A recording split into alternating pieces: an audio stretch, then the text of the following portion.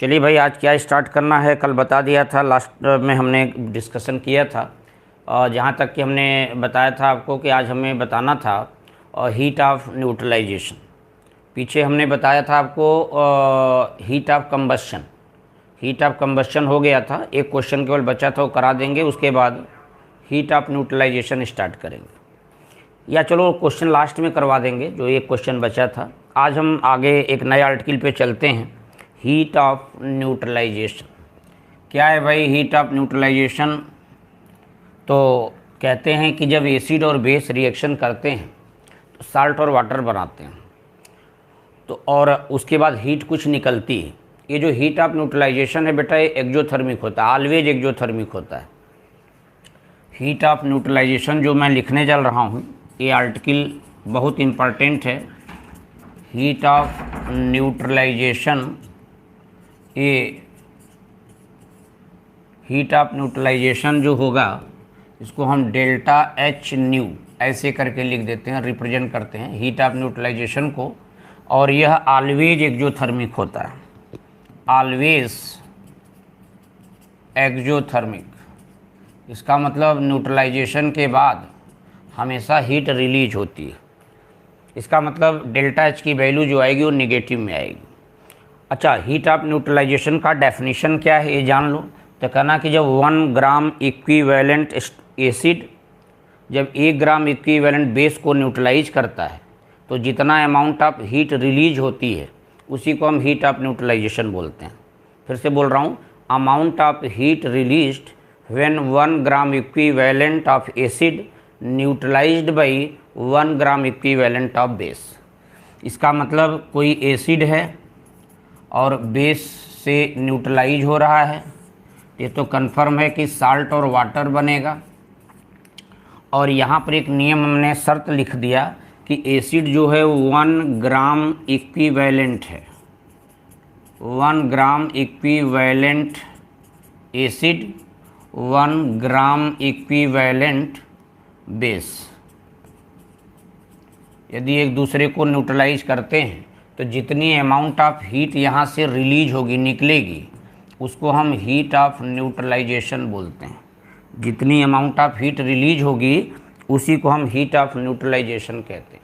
और निकलेगी, इसका मतलब हीट ऑफ न्यूट्रलाइजेशन की वैल्यू जो आएगी वो निगेटिव में आएगी। इसका मतलब process will be exothermic. Heat of neutralisation always exothermic होता है।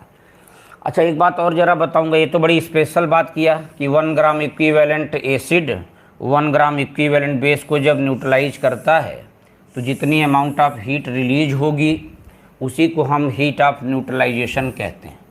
और एक बात बेटा और बताऊंगा कि यदि ये जो एसिड है स्ट्रांग हो और बेस भी स्ट्रांग हो, मतलब एसिड जो मैंने लिया स्ट्रांग एसिड हो और बेस भी स्ट्रांग हो, और स्ट्रांग एसिड का 1 ग्राम इक्विवेलेंट लिया जाए, स्ट्रांग बेस का 1 ग्राम इक्विवेलेंट लिया जाए, तो 1 ग्राम इक्विवेलेंट स्ट्रांग एसिड जब 1 ग्राम इक्विवेलेंट स्ट्रांग बेस को न्यूट्रलाइज करेगा तो जो हीट निकलती है उसकी वैल्यू कांस्टेंट होती है।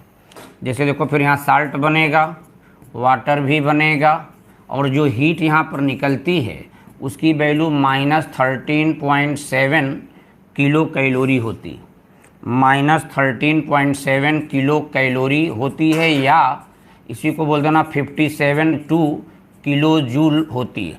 यहाँ पर इसे लिख देना ज़्यादा सही लगेगा कि 1 ग्राम इक्विवेलेंट स्ट्रांग एसिड जब 1 ग्राम इक्विवेलेंट स्ट्रांग बेस को न्यूट्रलाइज करता है तो अमाउंट ऑफ हीट जो रिलीज होती है वो कांस्टेंट होती है। उसकी वैल्यू होती है 13.7 किलो कैलोरी की हीट रिलीज होती है, या कहना 57.2 किलो जूल की हीट रिलीज होती है। और ये पर ग्राम इक्विवेलेंट है, ध्यान सुनना।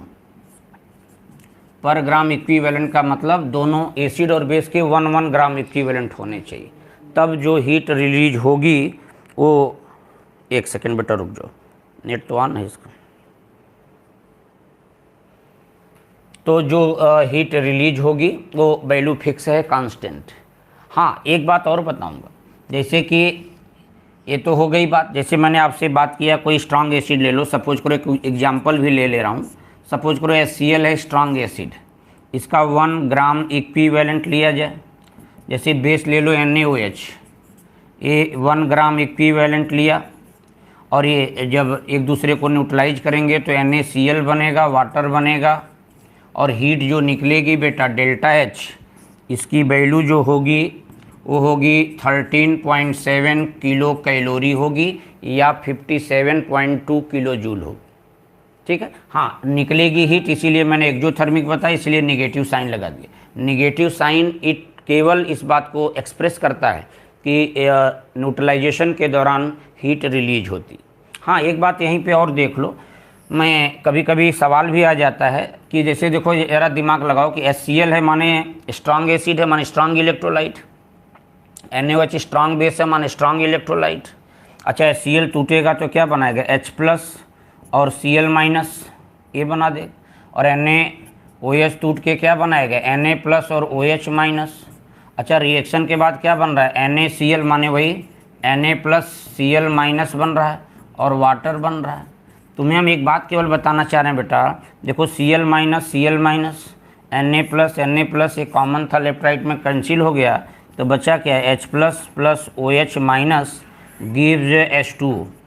ये अच्छा एक बात सुनो, मैंने यही सेम रिएक्शन यहाँ लिखा है, HCl मतलब यही H+ Cl-, NaOH मतलब Na+ OH-, और बना जो NaCl माने Na+ Cl- वाटर बना, और यहाँ भी जो हीट निकलेगी वही हीट की वैल्यू तो वही होगी जो ऊपर लिखा है, 13.7 किलो कैलोरी होगी बेटा। क्या कहना चाहते हैं ध्यान से सुनना। अच्छा देखो यहाँ पर क्या हुआ कि देखा जाए तो 1 मोल वाटर बन रहा है, और 1 मोल वाटर बन किस तरह, H+ आयन और OH आयन से, तो यहाँ पर जो हीट निकलेगी यही डेल्टा H की वैल्यू होगी -13.7 किलो कैलोरी होगी। इसको heat of formation of water भी तो बोल सकते हो। देखो वाटर का फॉर्मेशन हो रहा है, तो 1 मोल वाटर बन रहा है H+ आयन OH आयन से, तो 1 मोल वाटर बनने में जितनी अमाउंट ऑफ हीट रिलीज होगी उसको हम heat of formation of water भी बोल सकते हैं। इसका मतलब आप ये बोल देना, यदि स्ट्रांग एसिड स्ट्रांग बेस एक दूसरे को न्यूट्रलाइज करें तो हीट जो निकलती है उसकी वैल्यू कांस्टेंट होती है, और ये जो वैल्यू जितनी आई है इसी को तुम बोल देना कि स्ट्रांग एसिड और स्ट्रांग बेस के न्यूट्रलाइजेशन से जितनी हीट निकलेगी 1 मोल वाटर बनने में भी उतनी हीट रिलीज होगी। फिर से सुनो, 1 gram equivalent acid 1 gram equivalent base एक दूसरे को न्यूट्रलाइज करते हैं तो हीट जो निकलती है उसकी वैल्यू कांस्टेंट होती है। और मैंने क्या बोला कि 1 मोल वाटर बनने में भी उतनी ही हीट निकलेगी जितना कि 1 gram equivalent strong acid 1 gram equivalent strong base के न्यूट्रलाइज होने से जितनी हीट रिलीज होती है 1 मोल वाटर बनने में भी उतनी ही अमाउंट ऑफ हीट रिलीज होती है। इसको हम heat of formation of water भी कह सकते हैं। ठीक, तो ये बात के दिमाग में रखना, ये सवाल कहीं कहीं आ जाता है कि 1 मोल वाटर का फॉर्मेशन करने में कितनी हीट रिलीज होगी, तो ये दिमाग में बना लेना कि 13.7 किलो कैलोरी या 57.2 किलो जूल की हीट रिलीज होती है। हाँ एक बात और बताऊंगा बेटा, ये सारी चीज़ लिखे हैं वो आपके PDF में जब भेजूंगा मंडे को तो आपको सब मिल जाएगा, एक एक लाइन बिल्कुल जो मैं बोल रहा हूँ ये बिल्कुल अक्षर से लिखा होगा। वीडियो एक बार देख लीजिए, एक बार वो पढ़ लीजिए, बस बाकी आपको फिर कुछ नहीं करना, क्वेश्चन प्रैक्टिस करिए, लगाइए, सारा क्वेश्चन निकल जाए। हाँ एक बात यहाँ पे ये करने चल रहे हैं कि मान लो एसिड जो है यहाँ स्ट्रांग था, यहाँ पे बेस भी स्ट्रांग था, दोनों का 1 ग्राम इक्विवेलेंट था, तो हीट जो निकलती थी वो कांस्टेंट थी। मैंने कहा यदि एसिड और बेस में से कोई एक वीक हो जाए तब जो हीट निकलेगी फिर इतनी नहीं निकलेगी, इससे कम निकलेगी। सुनो भाई ध्यान से सुन, जैसे मान लो हमने एसिड जो लिया, वीक एसिड लिया और स्ट्रांग बेस लिया, और वीक एसिड का 1 ग्राम इक्विवेलेंट लिया और वीक स्ट्रांग बेस का भी 1 ग्राम इक्विवेलेंट लिया, तो निश्चित है कि फिर साल्ट बनेगा, वाटर भी बनेगा, और जो हीट रिलीज होगी, ध्यान से सुनना, यहाँ पर जो हीट रिलीज होगी, रिलीज्ड हीट यहाँ पे मैं लिख दे रहा हूँ, रिलीज हीट जो होगी बेटा वो लेस देन 13.7 किलो कैलोरी से कम होगी। जबकि देखो 1 ग्राम इक्विवेलेंट वीक एसिड है, 1 ग्राम इक्विवेलेंट स्ट्रांग बेस लिया, हमने कहा हीट निकलनी चाहिए 13.7 किलो कैलोरी, लेकिन जो हीट रिलीज होगी वो 13.7 किलो कैलोरी से कम हीट रिलीज होगी, कारण पूछे कोई कि क्या क्यों ऐसा है, तो कहना कुछ हीट एक्चुअल में जो वीक पार्ट है इसको डिसोसिएट कराने में यूज हो जाएगी। कुछ अमाउंट ऑफ हीट जो है वह इस वीक पार्ट को डिसोसिएट कराने में यूज हो जाएगी। और जितनी मान लो जितनी हीट इस वीक पार्ट को, क्योंकि यहाँ स्ट्रांग बेस है तो ये 100% आयोनाइज होगा, डिग्री ऑफ डिसोसिएशन अल्फा इसका 1 होगा, 100% डिसोसिएट होगा। वीक एसिड है इसका अल्फा लेस देन 1 होगा, ये 100% डिसोसिएट नहीं होगा। तो क्या होगा कि 1 gram equivalent weak acid 1 gram equivalent strong base का जब एक दूसरे से न्यूट्रलाइज कराएंगे तो हीट जो है वह 13.7 किलो कैलोरी से कम रिलीज होती है। क्यों कम होती है? क्योंकि कुछ अमाउंट ऑफ हीट इस वीक पार्ट को डिसोसिएट कराने में यूज हो जाता है, और वह अमाउंट ऑफ हीट जितना कि इस वीक पार्ट को डिसोसिएट कराने में यूज हुआ इसको हम डिसोसिएशन एनर्जी बोलते हैं। इसको हम डिसोसिएशन एनर्जी भी बोलते हैं। बेटा ध्यान से समझ लेना।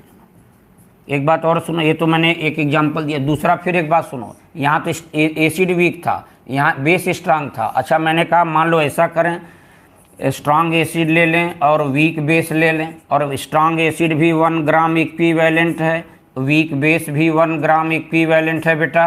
और हमने कहा कि साल्ट बन गया, वाटर बना, और हीट जो रिलीज होगी, ध्यान से सुनना, रिलीज्ड हीट जो होगी, कहना रिलीज्ड हीट जो यहाँ पे हीट निकलेगी, कहना उसकी वैल्यू 13.7 किलो कैलोरी से कम होगी। 13.7 किलो कैलोरी से कम हीट निकलेगी। एक्चुअल में हीट कम क्यों हो गई? कहना कुछ अमाउंट ऑफ हीट इसको वीक पार्ट को डिसोसिएट कराने में यूज हो गई। क्यों भाई? वीक बेस है तो इसका अल्फा लेस देन 1 होगा, ये 100% डिसोसिएट नहीं होगा। स्ट्रांग एसिड है तो इसका अल्फा 1 होगा, ये 100% डिसोसिएट होगा। तो इस वीक पार्ट को डिसोसिएट कराने में मान लो क्यू अमाउंट की हीट देनी लग गई यहाँ पर, तो इस क्यू अमाउंट का हीट जो वीक पार्ट को डिसोसिएट कराने में लगी है इसको हम डिसोसिएशन एनर्जी बोलते हैं। तो एक बात दिमाग में रख लेना, कभी कभी इससे भी सवाल आएगा, भी एक क्वेश्चन कराऊंगा। इसका मतलब 1 gram equivalent strong acid 1 gram equivalent strong base को जब हम न्यूट्रलाइज कराते हैं तो हीट जो निकलती है उसकी वैल्यू कांस्टेंट होती है 13.7 किलो कैलोरी। लेकिन मैंने कहा एसिड या बेस दोनों का 1 ग्राम इक्विवेलेंट लिया जाए, बट उसमें से कोई एक पार्ट वीक हो जाए तो जो हीट निकलनी थी उतनी नहीं निकलेगी, उससे कम हीट रिलीज होगी। क्यों कम होगी? कहना कुछ अमाउंट ऑफ हीट उस वीक पार्ट को डिसोसिएट कराने में यूज हो गई, और वह अमाउंट ऑफ हीट जो वीक पार्ट को डिसोसिएट कराने में यूज हुई है उसको हम बोलते हैं डिसोसिएशन एनर्जी।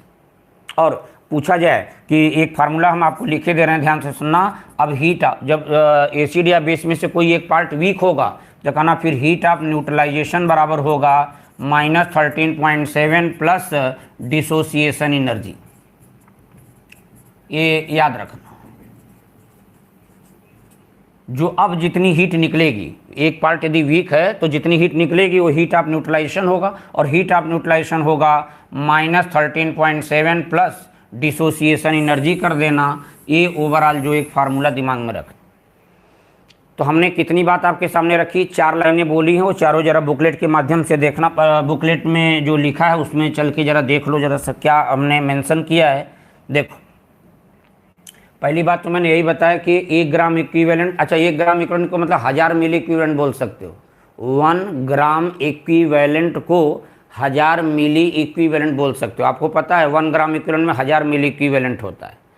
तो कहना 1 ग्राम इक्विवेलेंट एसिड हो, 1 ग्राम इक्विवेलेंट बेस को यदि न्यूट्रलाइज कर रहा है तो हीट जो निकलेगी उसी को हम हीट ऑफ न्यूट्रलाइजेशन कहते हैं। नोट करके देखो 4 बातें लिखी हैं, चारों याद रखना। पहला तो लिखा है कि यदि स्ट्रांग एसिड का 1 ग्राम इक्विवेलेंट हो, स्ट्रांग बेस का 1 ग्राम इक्विवेलेंट हो, तो जो हीट रिलीज होगी उसकी वैल्यू कांस्टेंट होगी 13.7 किलो कैलोरी या 57.1 किलो जूल। दूसरी बात देखो मैंने यहाँ और भी बोला है कि जो स्ट्रांग एसिड और स्ट्रांग बेस का 1 ग्राम इक्विवेलेंट लेकर के जब हम न्यूट्रलाइज करते हैं तो जितनी हीट रिलीज होती है वो heat of formation of water के बराबर होती है। तो देखो यही अभी डिस्कस किया था कि heat of formation of water के बराबर होती है। और एक बात अभी और बताया कि यदि एसिड या बेस दोनों का 1 ग्राम इक्विवेलेंट लिया जाए, लेकिन एसिड या बेस में से कोई एक पार्ट यदि वीक हो जाए तो कहना फिर हीट जो निकलेगी वो फिर 13.7 किलो कैलोरी से कम हीट निकलेगी। कारण भी बता दिया, क्योंकि कुछ हीट वीक पार्ट को डिसोसिएट कराने में यूज हो जाएगी, उसको हम डिसोसिएशन एनर्जी बोलेंगे। देखो ये लाइन लिखा हुआ है।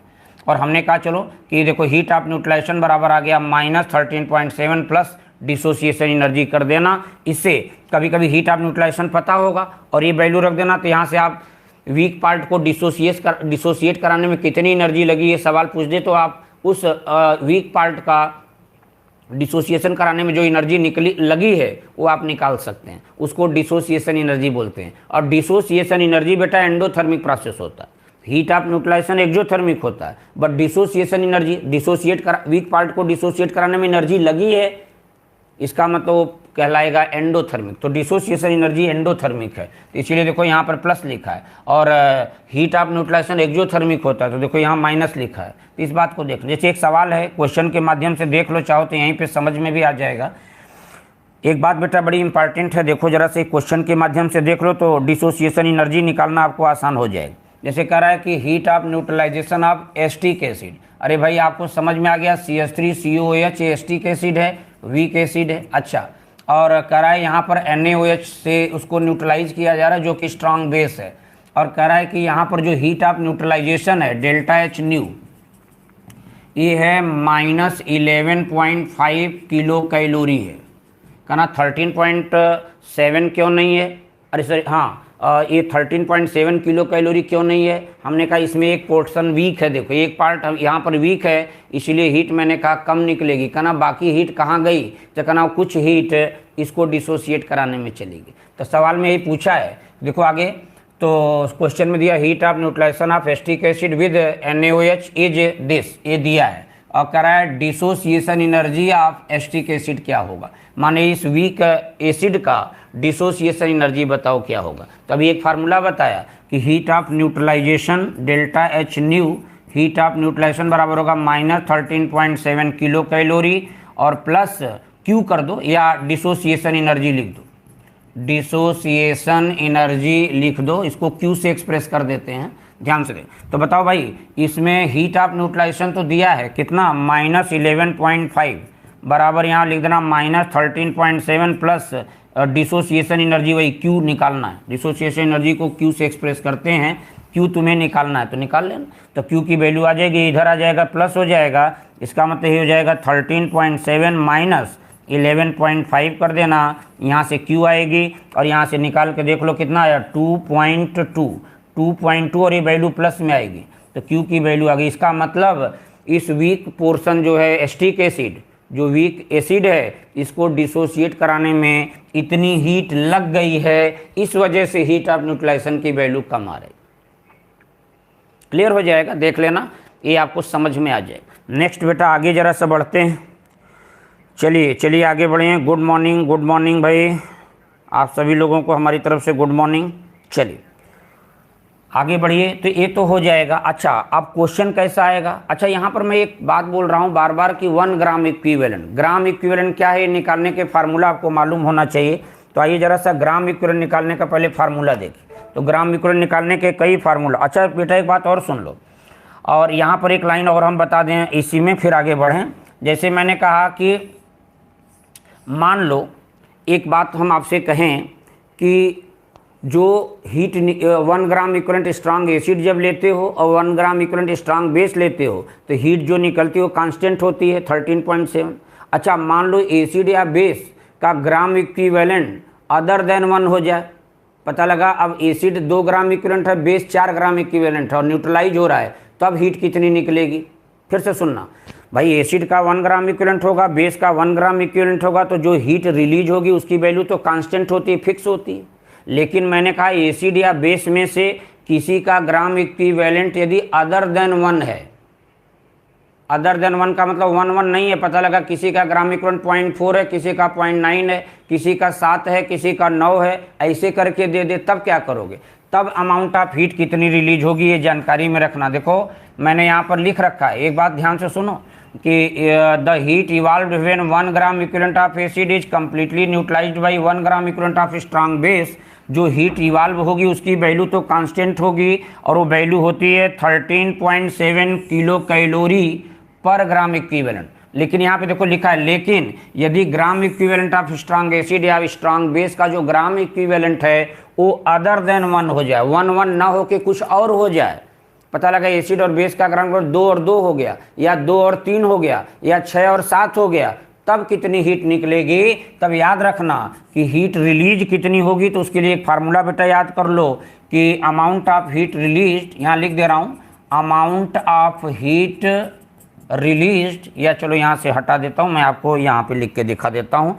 अमाउंट ऑफ हीट कितनी रिलीज होगी वो यहाँ से देखो, अमाउंट ऑफ हीट कितनी रिलीज होगी यदि हमें निकालना है, कब, जब एसिड या बेस का ग्राम इक्विवेलेंट 1 से अलग हट के कुछ हो जाए, अदर देन 1 हो जाए, तब कहना कि amount of heat released, amount of heat released is equals to होगा 13.7 किलो कैलोरी, ये तो निकल रही थी, माइनस 13.7 किलो कैलोरी इनटू, यहाँ पे लिखेंगे ग्राम इक्विवेलेंट ऑफ लिमिटिंग रिएजेंट, ग्राम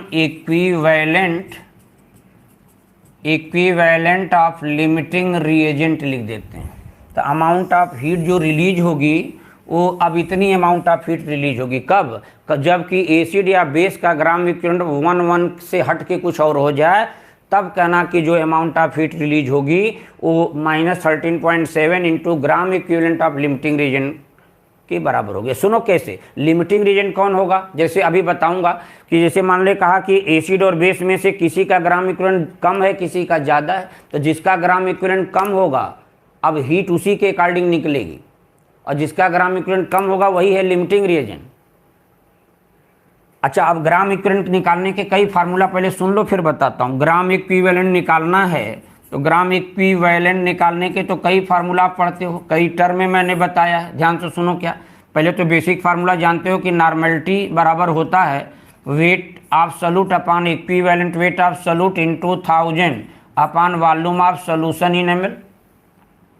और याद होगा तो ये वेट अपॉन इक्विवेलेंट वेट क्या होता है, ग्राम इक्विवेलेंट। इसका मतलब मैं लिखूं कि वेट अपॉन इक्विवेलेंट वेट, ये क्या है बेटा, तो कहना ये है ग्राम इक्विवेलेंट। तो ग्राम इक्विवेलेंट निकालने का एक फार्मूला तो यही है वेट के टर्म में।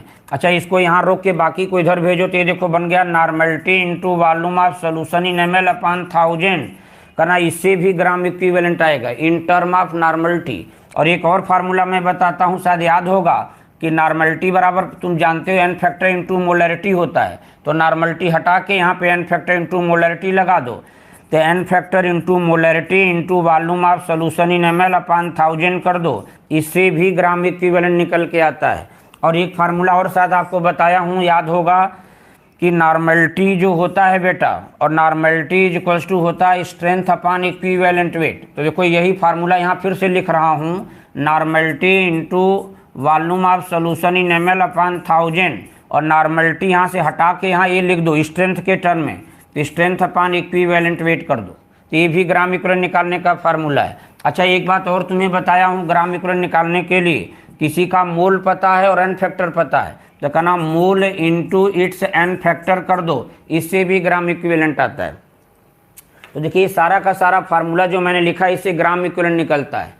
ये है वेट अपॉन इक्विवेलेंट वेट से भी ग्राम इक्विवेलेंट आता है, normality into volume in ml upon 1000 करने से भी ग्राम इक्विवेलेंट आता है, N factor into molarity into volume in ml upon 1000 करने से भी ग्राम इक्विवेलेंट आता है, strength upon equivalent weight into volume in ml upon 1000 करने से भी ग्राम इक्विवेलेंट आता है, और मोल इंटू एन फैक्टर करने से भी ग्राम इक्विवेलेंट आता है। तो ये सब फार्मूला आपको मालूम होना चाहिए ग्राम इक्विवेलेंट निकालने के लिए।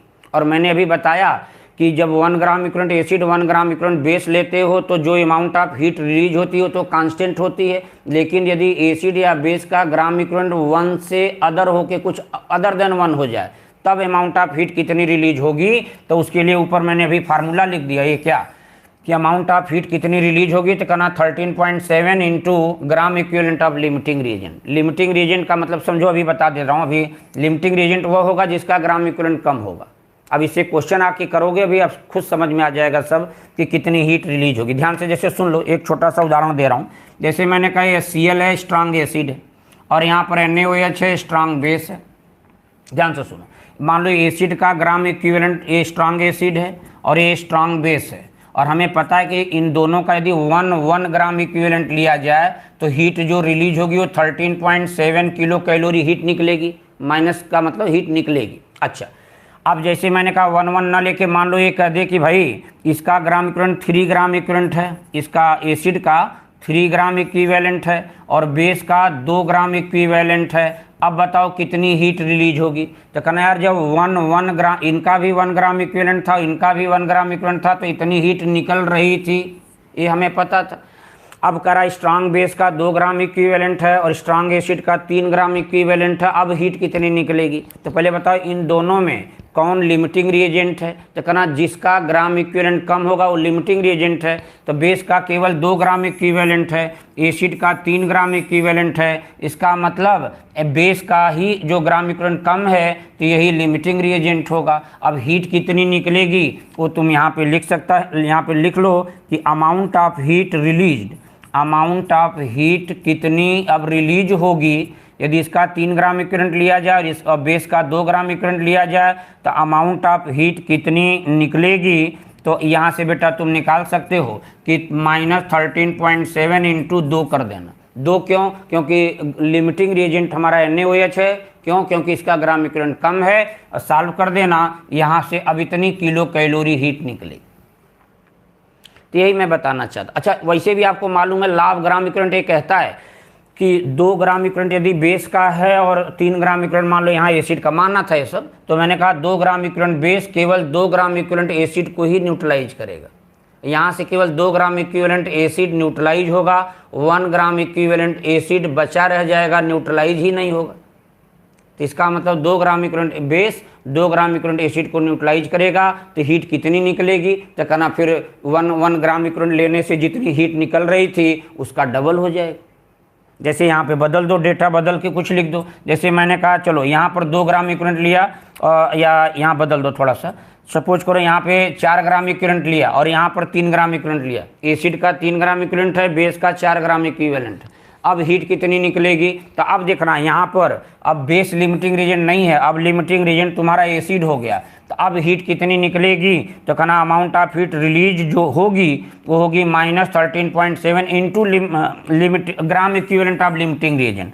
अब यहाँ पे लिमिटिंग रिएजेंट कौन है, HCl, इसका जो ग्राम इक्विवेलेंट हो इससे मल्टीप्लाई कर दो। अब टोटल कितनी हीट रिलीज होगी वो किलो कैलोरी में आंसर आ जाएगा। मान लो कहे नहीं हमें किलो जूल में बताओ, यही फार्मूला देखो बेटा तुम ऐसे लिख सकते हो। देखो जरा ध्यान से समझ लो, इस फार्मूला को ऐसे लिखो, बिल्कुल सही है। इसको मैं लिखना चाहूँ तो इस तरीके से भी लिख सकते हो कि amount of heat released, amount of heat released, कितनी हीट रिलीज होगी तो -57.2 kilo joule into gram equivalent of limiting reagent कर देना। ये भी तो अब यहाँ से जो आंसर आएगा हीट जो निकलेगी वो किलो जूल में आएगा, और ऊपर वाले से जो आंसर आएगा 1 किलो कैलोरी में आएगा। देख लेना, समझ में आ जाएगा। कोई बहुत बड़ी बात नहीं बताई है, बहुत साधारण बात मैंने किया है, समझना पड़ेगा इसको। और इससे क्वेश्चन कैसे लगेंगे ये 2-3 क्वेश्चन आपको लगा के दिखा भी देते हैं। तो चलो भाई क्वेश्चन पे चलें। क्वेश्चन हमारा ये है, ध्यान से सुनो। अब 4-5 सवाल जरा करो। जैसे पहला सवाल देखो, ये आ गया पहला नंबर का क्वेश्चन, जरा देखिए भाई क्या कह रहा है। क्वेश्चन में कह रहा है कि calculate the amount of energy released when 4 gram of NaOH is completely neutralised by HCl। यहाँ पे 4 ग्राम NaOH है जो कि कम्प्लीटली HCl के द्वारा न्यूट्रलाइज हो रहा है। तो अब कह रहा है बताओ कितनी हीट रिलीज होगी। तो सुनो बेटा, पहले बताओ NaOH यहाँ पर क्या है, तो कहना स्ट्रांग बेस है, और NaOH का 4 ग्राम जो है HCl के द्वारा कम्प्लीटली न्यूट्रलाइज हो रहा है। अच्छा, HCl का कुछ अमाउंट नहीं दिया तो इसको एक्सेस मान लो, एक्सेस में। और जब बेस एसिड से न्यूट्रलाइज होगा तो हीट निकलेगी, और कितनी, अच्छा यहाँ 4 ग्राम NaOH HCl के द्वारा कम्प्लीटली न्यूट्रलाइज हो रही है। तो यहाँ HCl यदि एक्सेस में है तो चलो 4 ग्राम NaOH मास दिया NaOH का, तो इसका ग्राम इक्विवेलेंट निकाल लो। और ग्राम इक्विवेलेंट कितना आएगा, तो किसी का वेट पता है तभी बताया था, वेट अपान इक्विवेलेंट वेट करने से ग्राम इक्विवेलेंट आता है। तो बताओ NaOH का वेट 4 है और NaOH का इक्विवेलेंट वेट निकालो तो 40 होगा। अरे भाई इसका मोलर मास 40, n फैक्टर 1, तो मोलर मास अपान n फैक्टर करोगे तो क्या आएगा, इक्विवेलेंट वेट। तो इसका इक्विवेलेंट वेट 40 होगा, तो वेट 4 था, इक्विवेलेंट वेट 40 था, तो 4/40 करना, तो 1/10 माने 0.1 ये ग्राम इक्विवेलेंट आ गया। इट मीन्स सवाल में कह रहा है कि 4 ग्राम NaOH जो है Cl के द्वारा न्यूट्रलाइज हो रहा है तो कितनी हीट निकलेगी, तो कहना 4 ग्राम NaOH का मतलब हुआ कि हमारे पास 0.1 ग्राम इक्विवेलेंट केवल NaOH है जो कि HCl के द्वारा न्यूट्रलाइज हो रहा है। तो कितनी हीट निकलेगी, तो यहाँ लिख देना हीट रिलीज्ड, हीट कितनी रिलीज्ड होगी बेटा, ये निकालना, तो सीधा 13.7 ये लिख के और इंटू यहाँ इसका ग्राम इक्विवेलेंट NaOH का लिख दो, 0.1 से मल्टीप्लाई कर दो तो ये आ जाएगा 1.37 किलो कैलोरी, इतनी हीट रिलीज होगी, ये समझ में आ जाए। तो इसका आंसर देखो आ जाएगा, ये लिखा है कि 1.37 किलो कैलोरी हीट निकलेगी। इसीलिए मैंने हर क्वेश्चन का थोड़ा थोड़ा हिंट दे दिया है कि जिससे आप समझ जाएं उसको। एक बार फिर से रिपीट कर रहा हूँ, यहाँ पे करा 4 ग्राम NaOH को कम्प्लीटली HCl न्यूट्रलाइज करा तो कितनी हीट निकलेगी, तो NaOH का मास दिया तो मास से पहले उसका ग्राम इक्विवेलेंट निकालो, तो वेट अपान इक्विवेलेंट वेट करोगे ग्राम इक्विवेलेंट आएगा, NaOH का ग्राम इक्विवेलेंट आ गया, इसका मतलब 0.1 ग्राम इक्विवेलेंट NaOH जब यदि न्यूट्रलाइज होगा तो कितनी हीट निकलेगी, तो सीधा सीधा एक फार्मूला बताया कि हीट कितनी रिलीज होगी, तो 13.7 into gram equivalent of limiting reagent. अच्छा HCl का कुछ अमाउंट दिया नहीं है तो इसको एक्सेस मान लेना, और NaOH का जो अमाउंट दिया कहना अब इस समय यही लिमिटिंग होगा, वैल्यू रख के सॉल्व कर देना, ये आंसर आ जाए। तो पहला क्वेश्चन देख लो, तरीका इसे लगा लेना। दूसरे नंबर पे सवाल पे आओ भाई, ये क्या कह रहा है, क्वेश्चन नंबर 2 पर आओ। देखो कह रहा है कि x kilo joule of energy is released when 10 ml of 1 molar HCl and 10 ml of 1 molar NaOH। अच्छा बेटा HCl का मोलरिटी 1 दिया है, तो जितनी मोलरिटी दिया है नॉर्मलिटी भी वही होगी, 1 नॉर्मलिटी इसकी होगी। NaOH स्ट्रांग बेस है, इसका मोलरिटी 1 है, तो जितना मोलरिटी है उतनी ही नॉर्मलिटी इसकी भी होगी। अच्छा बताओ HCl का नॉर्मलिटी 1 है, वॉल्यूम 10 है, तो नॉर्मलिटी इंटू वॉल्यूम करोगे तो क्या आएगा, मिली इक्विवेलेंट आता है। अरे भाई normality into volume in litre करते हो तो ग्राम इक्विवेलेंट आता है, और यहाँ पर मिली नॉर्मलिटी जो दिया है, दिया नहीं है, मोलरिटी से नॉर्मलिटी निकालिए, वॉल्यूम ml में है, इसका मतलब normality into volume in ml अपान 1000 करोगे तो क्या आएगा, ग्राम इक्विवेलेंट। अभी फार्मूला बताया था, तो इसका नॉर्मलिटी 1 है HCl का 1 और वॉल्यूम इसका है 10 और अपान 1000 कर दो, तो इसे सॉल्व कर देना, तो ये आ जाएगा कितना, या सीधा ऐसे करो ना। देखो एक बात और भी तो बताया था कि तुम्हें ये दिमाग यहाँ से लगाओ कि 1 gram equivalent strong acid 1 gram equivalent strong base जब एक दूसरे को न्यूट्रलाइज करेगा तो हीट निकलेगी 13.7, या कहना 1000 मिली इक्विवेलेंट ऑफ एसिड और 1000 मिली इक्विवेलेंट ऑफ बेस जब एक दूसरे को न्यूट्रलाइज करेंगे तो भी हीट निकलेगी 13.7। भाई 1 ग्राम इक्विवेलेंट ले लो या 1000 मिली इक्विवेलेंट ले लो, ये तो बात एक ही है। इसका मतलब आपके दिमाग में एक बात आ गई, और यहाँ पे सीधा मिली इक्विवेलेंट से काम करो, तो बताओ इसका मोलरिटी और वॉल्यूम नॉर्मलिटी, इसका जो मोलरिटी वही होगी, तो 1 इंटू 10 करो, तो यहाँ पर 10 ये आ जाएगा, इसका मिली इक्विवेलेंट आएगा 10 मिली इक्विवेलेंट यहाँ HCl है, और यहाँ पर 10 मिली इक्विवेलेंट NaOH है। इसका मतलब आप सीधा दिमाग लगा दो कि 10 मिली इक्विवेलेंट एसिड और 10 मिली इक्विवेलेंट बेस जब एक दूसरे को न्यूट्रलाइज कर रहा है तो हीट कर रहा है, निकल कितनी रही, x किलो जूल निकल रही है। इसका मतलब 10 मिली इक्विवेलेंट एसिड और बेस लिया गया तो जो हीट निकल रही है वो x किलो जूल निकल रही है। तो बताओ 1 मिली इक्विवेलेंट, यदि 1 मिली इक्विवेलेंट एसिड और बेस लिया जाए तो हीट निकलेगी कितनी, x/10 किलो जूल निकलेगी। और हमसे हीट ऑफ न्यूट्रलाइजेशन पूछा है, और हीट ऑफ न्यूट्रलाइजेशन का डेफिनेशन होता है कि 100 मिली इक्विवेलेंट एसिड जब 100 मिली इक्विवेलेंट बेस को न्यूट्रलाइज करेगा तब जो हीट निकलेगी वो कहलाएगी हीट ऑफ न्यूट्रलाइजेशन। इसका मतलब 10 मिली इक्विवेलेंट एसिड बेस था तब न्यूट्रलाइजेशन के दौरान इतनी हीट निकल रही थी, तो 1 मिली इक्विवेलेंट एसिड बेस लिया जाए तो हीट इतनी निकलेगी, तो लिख लेना यहाँ पे 1000 मिली इक्विवेलेंट एसिड और बेस लेकर के न्यूट्रलाइज किया जाए तब कितनी हीट निकलेगी, तो x/10 इंटू 1000, अब इतना किलो जूल हीट निकलेगी। ये देखो आ जाएगा कितना, 100x किलो जूल हीट निकलेगी।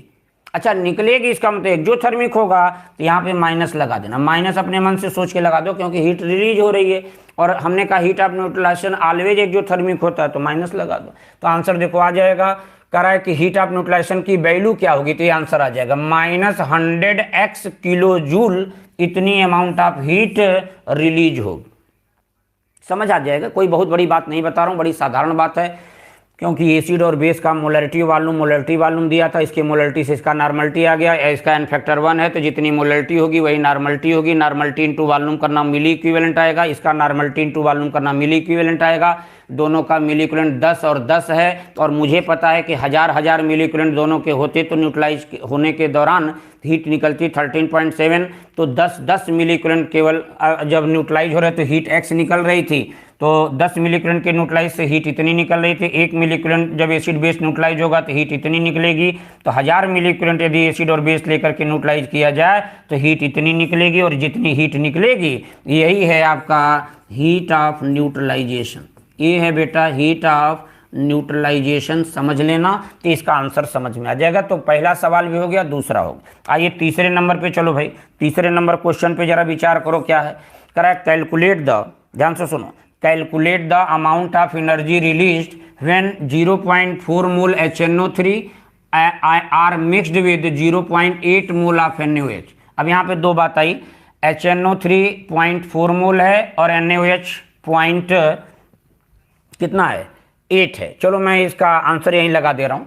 तो हमारे पास इसका मतलब HNO3 है बेटा जो कि स्ट्रांग एसिड है, और NaOH है जो कि स्ट्रांग बेस है, और HNO3 का मोल दिया है। अच्छा हमें पता है एक फार्मूला कि मोल इंटू n फैक्टर्स करते हैं तो ग्राम इक्विवेलेंट आता है, इसका भी मोल दिया है तो मोल इंटू n फैक्टर कर दो तो ग्राम इक्विवेलेंट आएगा, और इसका मोल दिया कितना है 0.4, HNO3 का मोल है 0.4 और n फैक्टर a इसका 1 हो जाएगा, तो इसका जो ग्राम इक्विवेलेंट आएगा वो आएगा 0.4 ग्राम इक्विवेलेंट आएगा। इसका मतलब स्ट्रांग एसिड जो हमारा HNO3 है इसका ग्राम इक्विवेलेंट आ गया 0.4 ग्राम इक्विवेलेंट। इधर आइए भाई, स्ट्रांग बेस का मोल है 0.8 और इसका भी n फैक्टर होगा 1, क्योंकि NaOH का n फैक्टर 1 होगा, तो इसका ग्राम इक्विवेलेंट आ गया 0.8 ग्राम इक्विवेलेंट आ गया। अब जरा दिमाग लगा दो भाई कि बताओ, अब हमने एसिड का भी ग्राम इक्विवेलेंट निकाल लिया, बेस का भी ग्राम इक्विवेलेंट निकाल लिया, तो दोनों के ग्राम इक्विवेलेंट में जिसका ग्राम इक्विवेलेंट कम होगा वही लिमिटिंग रिएजेंट मान लो। इसका मतलब यहाँ पर एसिड का ग्राम इक्विवेलेंट कम है तो ये लिमिटिंग रिएजेंट हो गया। अब हीट कितनी निकलेगी ये फार्मूला लगा दो, तो अमाउंट ऑफ हीट रिलीज्ड, देखना जरा सा समझना, अमाउंट ऑफ हीट जो रिलीज कितनी होगी ये सवाल में यदि पूछ रहा है तो सीधा सीधा दिमाग लगा दो भाई, -13.7 into gram equivalent of limiting reagent, और यहाँ लिमिटिंग रिएजेंट एसिड है जिसका ग्राम इक्विवेलेंट है 0.4, बस 0.4 से मल्टीप्लाई कर दो, ये आंसर हमारा किलो कैलोरी में आएगा। लेकिन आंसर पूछ किस में रहा है, किलो जूल में, तो किलो जूल में यदि पूछ रहा है तो आप दिमाग यहीं से लगा दो। सुनो, अमाउंट ऑफ हीट कितनी रिलीज होगी, तो कहना फिर -57.2 into gram equivalent of limiting reagent, limiting reagent का ग्राम इक्विवेलेंट से केवल मल्टीप्लाई कर देना, तो कितना किलो जूल हीट निकलेगी ये आंसर है। समझ में आ जाए तो देख लेना, ये क्वेश्चन लगा के ट्राई कर लेना, वही मैंने अभी जो तरीका बताया था उसी से लगेगा। नेक्स्ट क्वेश्चन पे आइए भाई, क्वेश्चन नंबर आ जाओ जरा 4 में आ जाओ। 4 सवाल देखिए क्या करा है, calculate the amount of heat released when heat of neutralisation is 57 kilo joule, करा when 0.5 mole HNO3 is mixed with 0.3 mole of NaOH solution.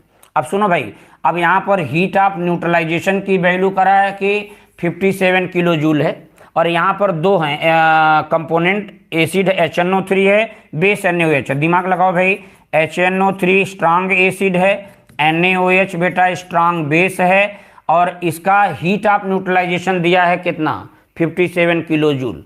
इसका मतलब समझ गए आप कि 1 ग्राम equivalent of strong acid 1 gram equivalent strong base को जब neutralise कराएंगे तो करा इतनी हीट निकल रही है। अब सवाल सुनो क्या करा है, हमारे पास एसिड का 0.5 मोल है। अच्छा सुनो, इसका मोल इंटू एन फैक्टर, फिर वही बात, तो ग्राम इक्विवेलेंट आएगा। इसका मोल इंटू इसका एन फैक्टर, ये ग्राम इक्विवेलेंट आएगा। HNO3 का मोल दिया है बेटा 0.5, एन फैक्टर 1, ग्राम इक्विवेलेंट आएगा 0.5।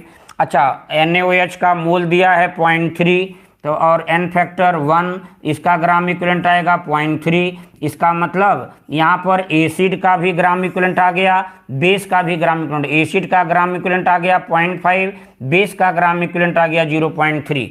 अब करा कितनी हीट रिलीज होगी पूछा था, फिर वही formula, amount of heat release, amount of heat release कितनी होगी। तो अच्छा आंसर देख लेना कि किलो कैलोरी में पूछ रहा है कि किलो जूल में। यदि किलो कैलोरी में आंसर पूछेगा तो यहाँ लिख देना -13.7 into gram equivalent of limiting reason.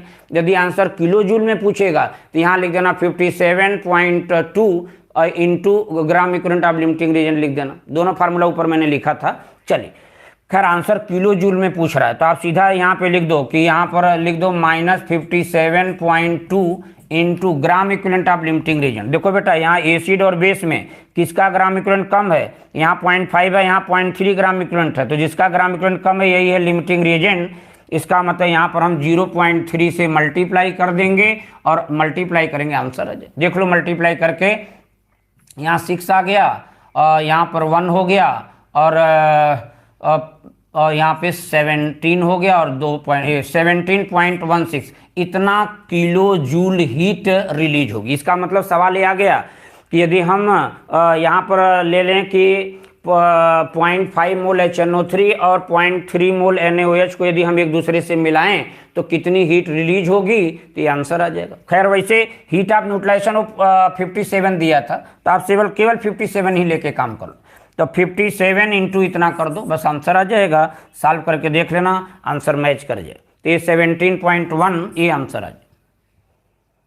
अरे भाई मैं हीट ऑफ न्यूट्रलाइजेशन बोलता था 57.2 किलो जूल, वो डायरेक्ट सवाल में कह रहा है कि इसका कि हीट ऑफ न्यूट्रलाइजेशन जो है वो दिया है 57 किलो जूल, तो यही वैल्यू रख लो ना केवल, बस हो जाएगा, एक क्वेश्चन लग जाएगा। तो चौथा लास्ट एक क्वेश्चन और कराता हूं हीट ऑफ न्यूट्रलाइजेशन से रिलेटेड, एक क्वेश्चन नंबर 5 जरा देख लो, बहुत इंपॉर्टेंट सवाल करा। Calculate the amount of heat released when 100 ml of 0.1 molar HCl है और 100 ml 0.3 मोलर NaOH है। तो पहले एक काम करो, एसिड का मोलैरिटी वॉल्यूम दिया है, बेस का मोलैरिटी वॉल्यूम दिया है, तो पहले दोनों का ग्राम इक्विवेलेंट निकालो, और जिसका ग्राम इक्विवेलेंट कम होगा वो लिमिटिंग रिएजेंट होगा। तो पहले देखो भाई हम एक फार्मूला बताते हैं ग्राम इक्विवेलेंट का मोलैरिटी के टर्म में कि N factor into molarity into volume of solution in ml upon 1000, ये है ग्राम इक्विवेलेंट निकालने का फार्मूला। यहाँ भी लिखो एन फैक्टर, क्योंकि यहाँ भी मोलैरिटी वॉल्यूम दिया था, into molarity into volume in ml upon 1000 कर देना, यहाँ से भी ग्राम इक्विवेलेंट आएगा। तो बताओ HCl का एन फैक्टर क्या होगा 1, तो यहाँ 1 हो गया, 1 इंटू मोलैरिटी दिया है 0.2 इंटू वॉल्यूम दिया है 100 डिवाइडेड बाई 1000 कर दो। ये देखो 2 0 कैंसिल हो गया, यहाँ पर आ गया 0.2 ग्राम इक्विवेलेंट आ गया।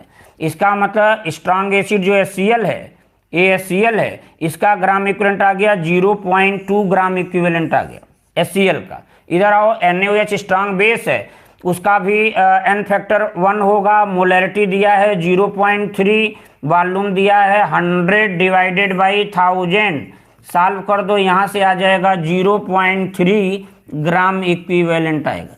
तो बताओ भाई एसिड का भी ग्राम इक्विवेलेंट आ गया 0.2, बेस का ग्राम इक्विवेलेंट आ गया 0.3, इसका मतलब एसिड का ग्राम इक्विवेलेंट कम है, तो एसिड यहाँ पर लिमिटिंग रिएजेंट है और बेस यहाँ पर एक्सेस रिएजेंट है, और हीट जो रिलीज होगी किसके अकॉर्डिंग होगी, लिमिटिंग रिएजेंट के अकॉर्डिंग।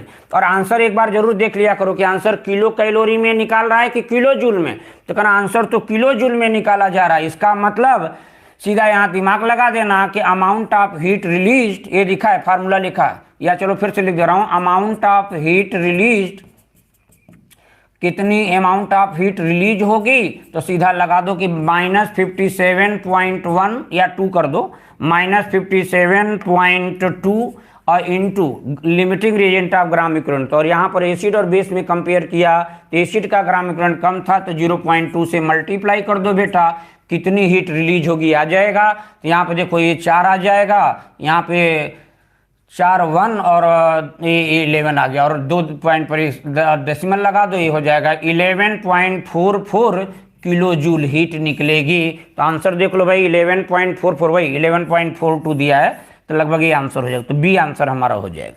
तो 1 मिनट, आंसर 1.14 कौन सा दिया है भाई आपने? 1.14 नहीं, आंसर आएगा 11.42 आएगा। अफसार आलम का आंसर 1.141 आएगा। अरे कैसे, इधर देखो, इसका मिली इक्विवेलेंट निकालो जरा सा। तो ये आ गया 0.2 इंटू इतना, ये आ गया 0. अच्छा सॉरी, गलत हो गया, गलत। हाँ हाँ, बिल्कुल सही बोला है। यहाँ पर एक्चुअल में क्या है ना बेटा, हाँ हाँ सही आंसर दिया।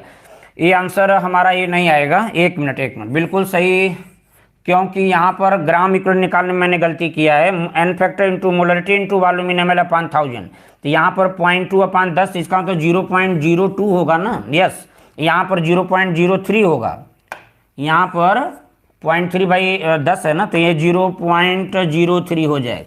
इसका ग्राम इक्विवेलेंट आ गया एसिड का 0.02, बेस का आ गया 0.03। अब हम फार्मूला लगाएंगे अमाउंट ऑफ हीट रिलीज, ये हो जाएगा -57.2 into gram equivalent of limiting reagent. Limiting reagent यहाँ पर एसिड है, क्योंकि उसका ग्राम इक्विवेलेंट कम है, तो 0.02 से मल्टीप्लाई कर देना। अब आंसर हमारा मैच कर जाएगा। अब इसका आंसर फर्स्ट आएगा। यस, आंसर फर्स्ट आएगा। नहीं अंकित तिवारी, 11.44 नहीं आएगा बेटा, आंसर वही आएगा 1.142 किलो जूल आएगा, क्योंकि आंसर किलो जूल में पूछा है। सौम्या सैनी का आंसर सही है। अतुल कुमार दीपक गुप्ता का आंसर फर्स्ट आया है, आंसर फर्स्ट ही आएगा। अंशुल वाजपेयी का आंसर ये आ रहा है। दीपक वर्मा का भी फर्स्ट है। यस, बिल्कुल सही है। वो हमारे से गलती हो गई। एक्चुअली ग्राम इक्विवेलेंट निकालते समय मैंने यहाँ पर 10 से डिवाइड नहीं किया था, तो डिवाइड करेंगे तो अब देखो दोनों का ग्राम इक्विवेलेंट आ गया। जिसका ग्राम इक्विवेलेंट कम है वो लिमिटिंग रिएजेंट है। लिमिटिंग रिएजेंट यदि पता चल जाए तो अमाउंट ऑफ हीट कितनी रिलीज होगी, सीधा फार्मूला है कि 57, क्योंकि आंसर किलो जूल में पूछ रहा है, तो फिर हीट ऑफ न्यूट्रलाइजेशन यहाँ किलो जूल में रखना। यदि आंसर किलो कैलोरी में पूछता तो यहाँ पे heat of neutralisation kilo calorie वाला रख देना 13.7, फिर लिमिटिंग रिएजेंट से मल्टीप्लाई कर देना, हो जाएगा। लिमिटिंग रिएजेंट के ग्राम इक्विवेलेंट से मल्टीप्लाई कर देना, ये हो जाएगा। देखो क्वेश्चन 1 2 3 4 5, ये पांचों सवाल यदि आप कर लेंगे तो इससे हट के कोई ऐसा सवाल आपको नहीं मिलेगा जो परेशान कर सके आप। चलिए भाई, तो अब तो ये हो गया हमारा ओवरऑल जो हमने अभी डिस्कशन किया, ये हमारा पार्ट था पूरा हीट ऑफ न्यूट्रलाइजेशन। अब एक नया आर्टिकल आएगा चौथे नंबर पे, जिसको हम बोलेंगे बॉन्ड एनर्जी। आई बॉन्ड एनर्जी क्या है, इस पर आओ चर्चा करते हैं पहले, फिर इससे भी रिलेटेड 6-7 सवाल यहाँ पे करवा देंगे, तो ये मान के चलिए कि फिर आपका काम हो जाएगा। चलिए भाई, यहाँ पे आइए, क्वेश्चन हम आगे बढ़ा रहे हैं। क्वेश्चन क्या, एक कॉन्सेप्ट को बताना चाहूँगा कि बॉन्ड एनर्जी, ठीक है, एक हेडिंग हमारा है बॉन्ड एनर्जी। बॉन्ड एनर्जी क्या है बेटा, तो हम दो तरीके से डिफाइन करेंगे। तो कहना कि amount of heat required, heat या एनर्जी कहना amount of energy required to break the 1 mole of any kinds of bond between 2 atom. देखो मैं लिख दे रहा हूं कि amount of energy required for break या to break the amount of energy required to break the 1 mole of any kinds of bond, 1 mole of any kinds of bond between 2 atom. दो atom के बीच में भाई bond या तो double bond होगा या single bond होगा या ट्रिपल बॉन्ड होगा। तो कोई भी प्रकार का बॉन्ड हो और 1 मोल बॉन्ड को ब्रेक करने में जितनी अमाउंट ऑफ हीट रिक्वायर्ड होगी उसी को हम बोलते हैं बॉन्ड डिसोसिएशन एनर्जी बोलते हैं। और बॉन्ड डिसोसिएशन एनर्जी को ही हम बॉन्ड एनर्जी कहते हैं। दो डेफिनेशन लिख दे रहा हूं, दोनों पे चलो विचार कर लेते हैं। पहले तो सुनो, पहले मैंने कहा कि amount of energy required to break the 1 mole of any kinds of bond between 2 atom. जैसे बेटा देखो, जैसे H के बीच बॉन्ड है, अच्छा, 1 मोल H2 ले लो, 1 मोल H2 लो, तो 1 मोल H2 का मतलब इसको ऐसे लिख सकते हो क्या, 1 मोल H सिंगल बॉन्ड H, यही तो है। अच्छा, 1 मोल H2 के अंदर 1 मोल सिंगल बॉन्ड है। अच्छा, मैं कहूँ हमारे पास 1 मोल O2 है, तो 1 मोल O2 का जरा लिखो तो ऐसे लिख देना, 1 मोल O डबल बॉन्ड O, ऐसे लिख देना। इसका मतलब 1 मोल O2 का मतलब हमारे पास 1 मोल O डबल बॉन्ड O, मतलब इसका मतलब 1 मोल यहाँ डबल बॉन्ड है। या इसे मैं लिख दूं कि 1 मोल हमारे पास N2 है, N2, इसका मतलब इसको लिख दो ऐसे कि 1 मोल N triple bond N, N triple bond N। तो आप ये भी तो बोल सकते हो कि 1 मोल N2 के अंदर 1 मोल ट्रिपल बॉन्ड है, 1 मोल O2 लिया तो उसके अंदर 1 मोल डबल बॉन्ड है, 1 मोल H2 लिया तो उसके अंदर 1 मोल सिंगल बॉन्ड है। तो यही single bond, double bond, triple bond, ये है kinds of bond between two atom. तो वही मैंने यहाँ पे लिखा है, बात को समझने का प्रयास करिए भाई। क्वेश्चन में करा है कि amount of energy required to break the 1 mole of any kinds of bond between two atom. 1 mole किसी प्रकार का बॉन्ड हो, सिंगल बॉन्ड हो, 1 मोल सिंगल बॉन्ड हो, 1 मोल डबल बॉन्ड हो, 1 मोल ट्रिपल बॉन्ड हो, उसको ब्रेक करने में जितना अमाउंट ऑफ एनर्जी आवश्यक होगी उसी को हम बॉन्ड डिसोसिएशन एनर्जी बोलते हैं। अच्छा, एनर्जी आवश्यक हो रही है, लग रही है हीट, इसका मतलब ये प्रोसेस एंडोथर्मिक होगा।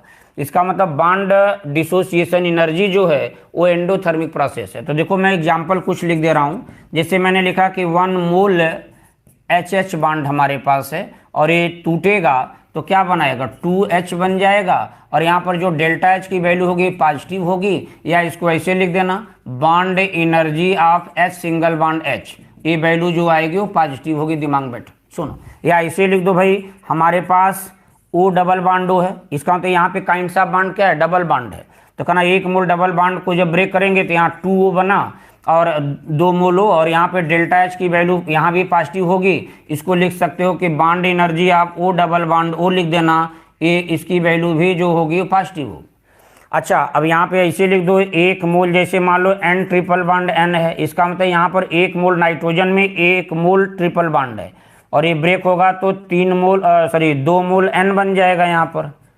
और यहाँ पर लिखेंगे डेल्टा H, यहाँ भी पॉजिटिव होगा, इसको मैं एक्सप्रेस करूँगा bond energy of N triple bond N लिख देना, ये भी पॉजिटिव होगी। तो कहने का मतलब 1 मोल सिंगल बॉन्ड हो, 1 मोल डबल बॉन्ड हो, 1 मोल ट्रिपल बॉन्ड हो, उसको तोड़ने के लिए जितनी अमाउंट ऑफ एनर्जी या हीट रिक्वायर्ड होगी उसको बॉन्ड डिसोसिएशन एनर्जी बोलेंगे। और बॉन्ड डिसोसिएशन एनर्जी एंडोथर्मिक होता है, और जनरली हम बॉन्ड डिसोसिएशन एनर्जी को ही हम बॉन्ड एनर्जी बोलते हैं।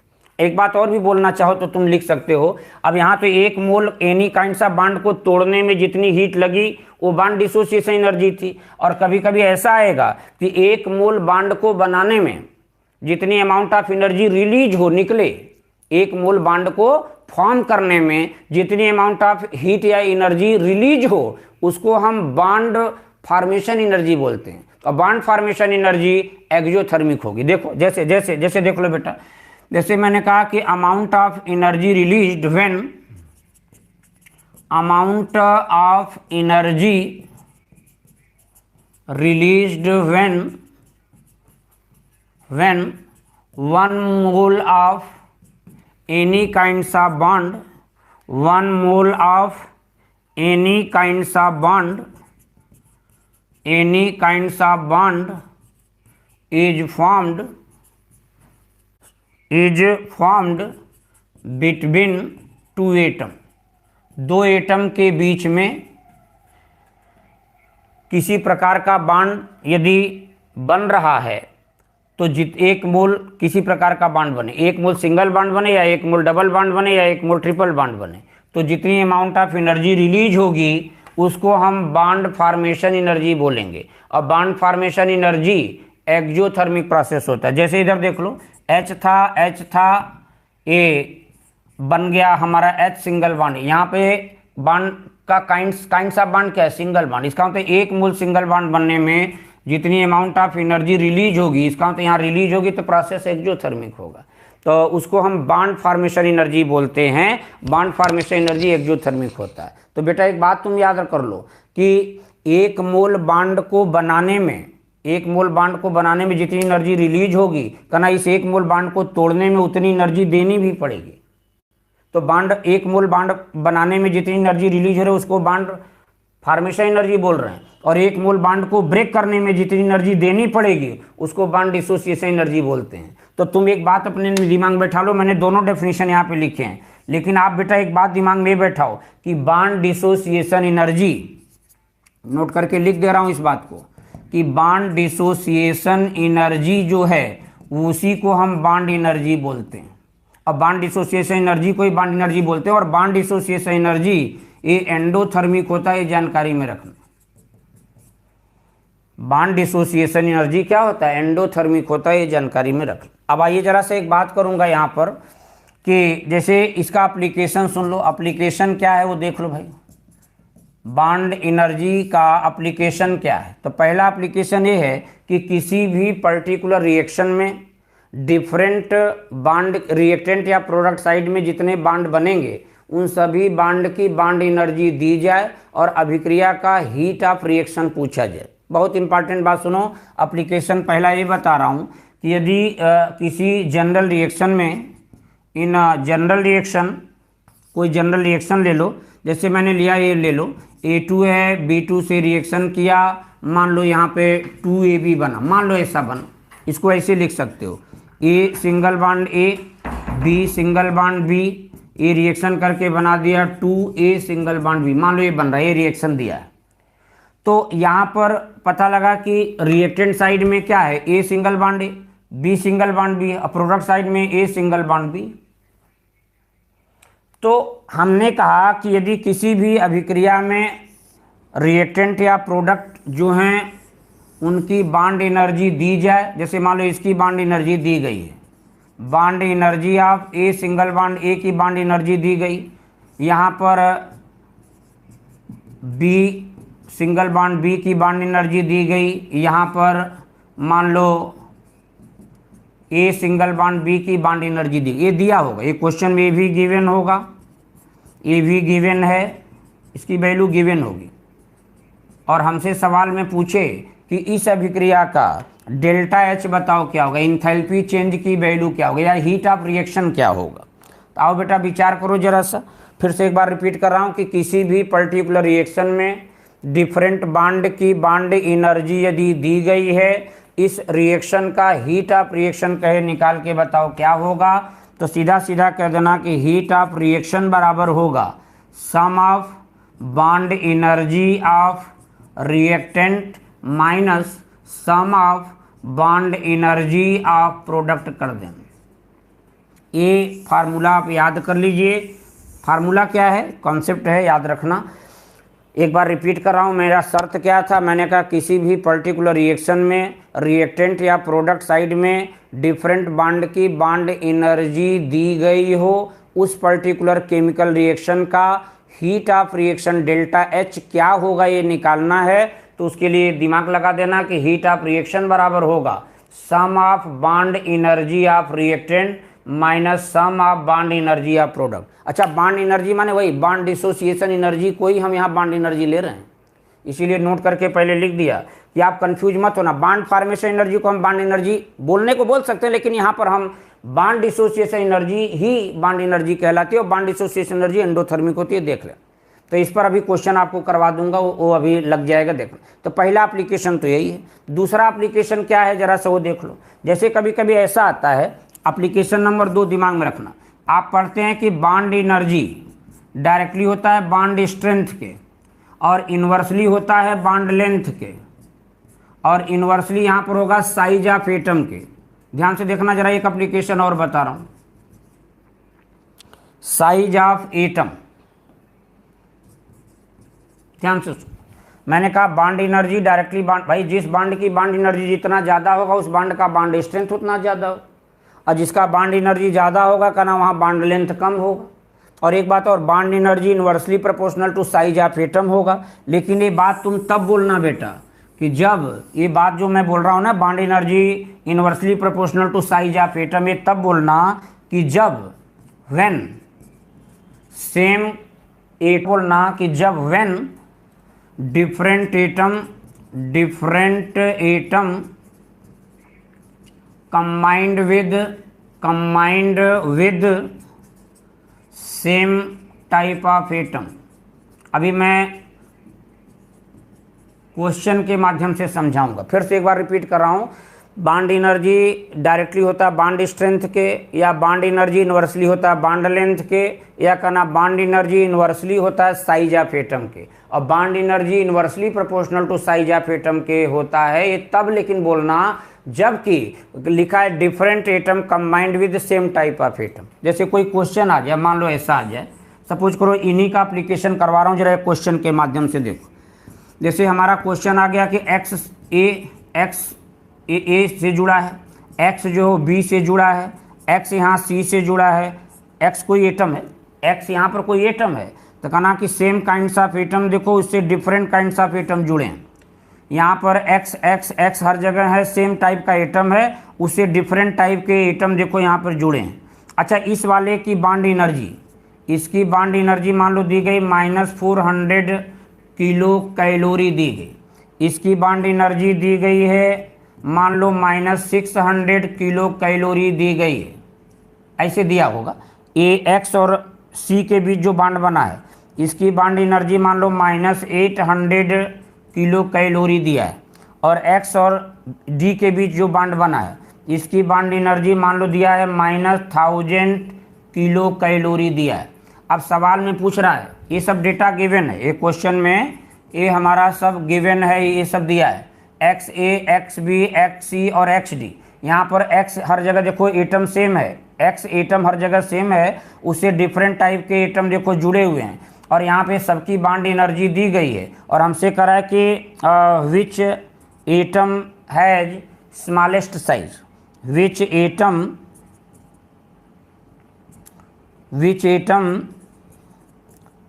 हैव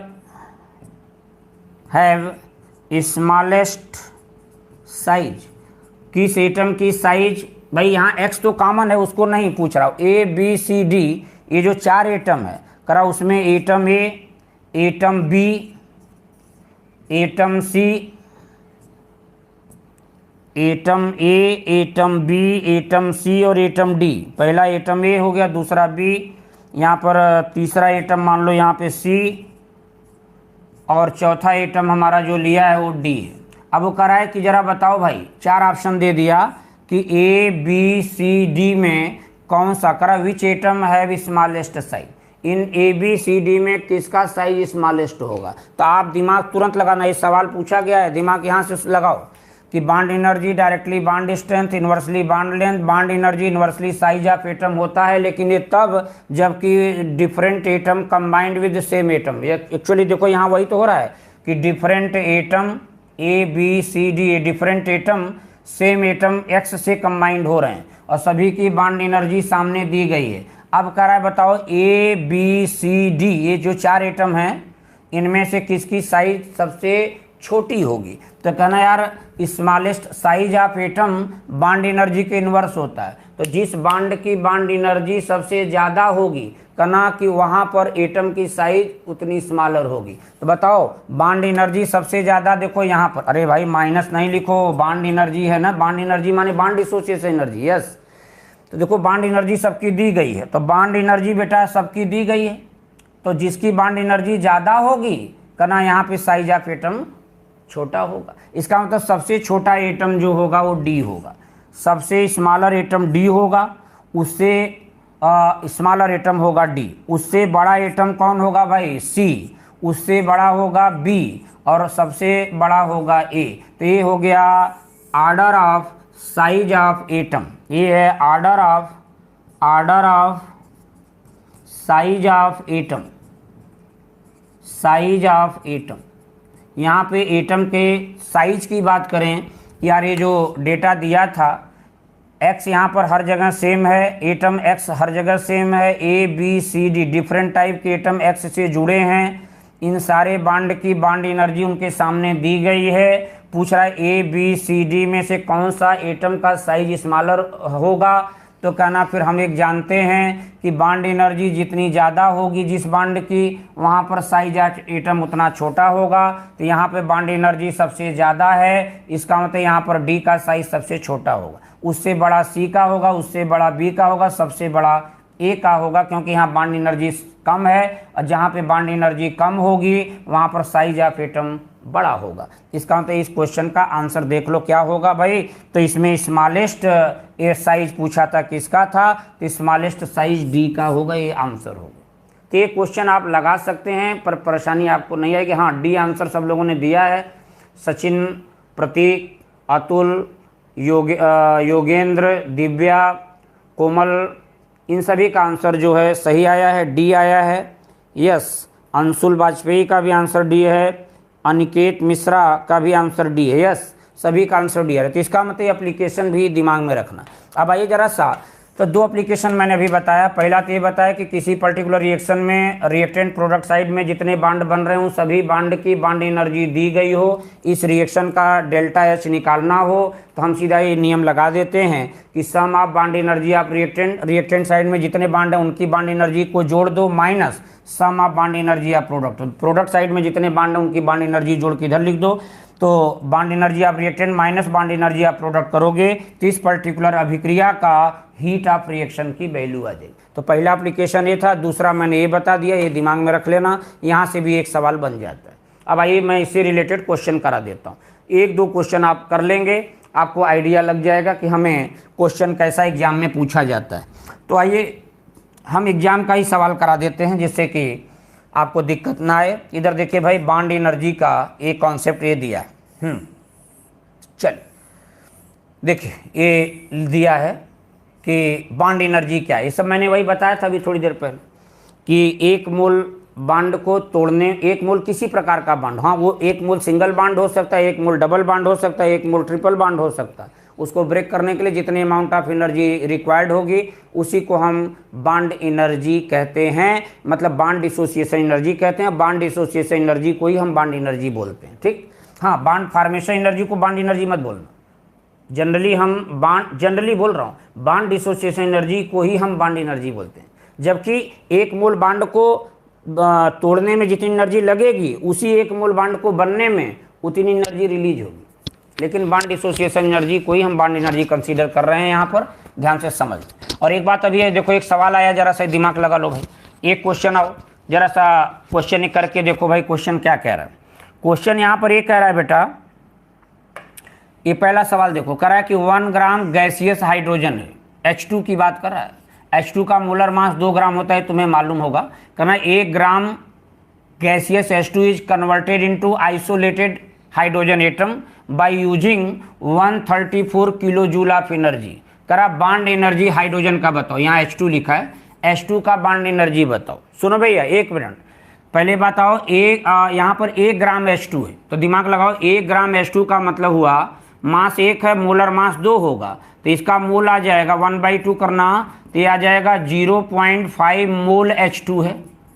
वैसे बेटा आप जरा दिमाग लगा दो तो एक बात आपको समझ में आ जाएगी। यहाँ से यहाँ पर 0.5 मोल H2 हमारे पास। अच्छा, 1 मोल जब H2 लेते हैं, 1 मोल H2 को ऐसे लिख लो, 1 मोल H2, या ऐसे लिख लो 1 मोल H सिंगल बॉन्ड H, यही तो है 1 मोल H2। 1 मोल H2 ऐसे लिखो या 1 मोल ऐसे लिख दो, और इसका मतलब 1 मोल H2 के अंदर 1 मोल सिंगल बॉन्ड है। ध्यान से देखना, 1 मोल H2 जब लोगे तो उसके अंदर 1 मोल सिंगल बॉन्ड है, और 1 मोल सिंगल बॉन्ड को ब्रेक करने में जितनी एनर्जी देनी पड़ेगी वही बॉन्ड एनर्जी कहलाएगी। 1 मोल किसी प्रकार के बॉन्ड को तोड़ने में जितनी एनर्जी देनी पड़ेगी वही तो है बॉन्ड डिसोसिएशन एनर्जी। अच्छा बेटा, तो आपको तो आइडिया लग गया कि 1 मोल हाइड्रोजन में 1 मोल बॉन्ड होगा, और 1 मोल बॉन्ड को ब्रेक करने में जितनी एनर्जी देनी पड़ेगी वो बॉन्ड डिसोसिएशन एनर्जी होगी। और यहां पर कह रहा है 1 ग्राम हाइड्रोजन गैस है।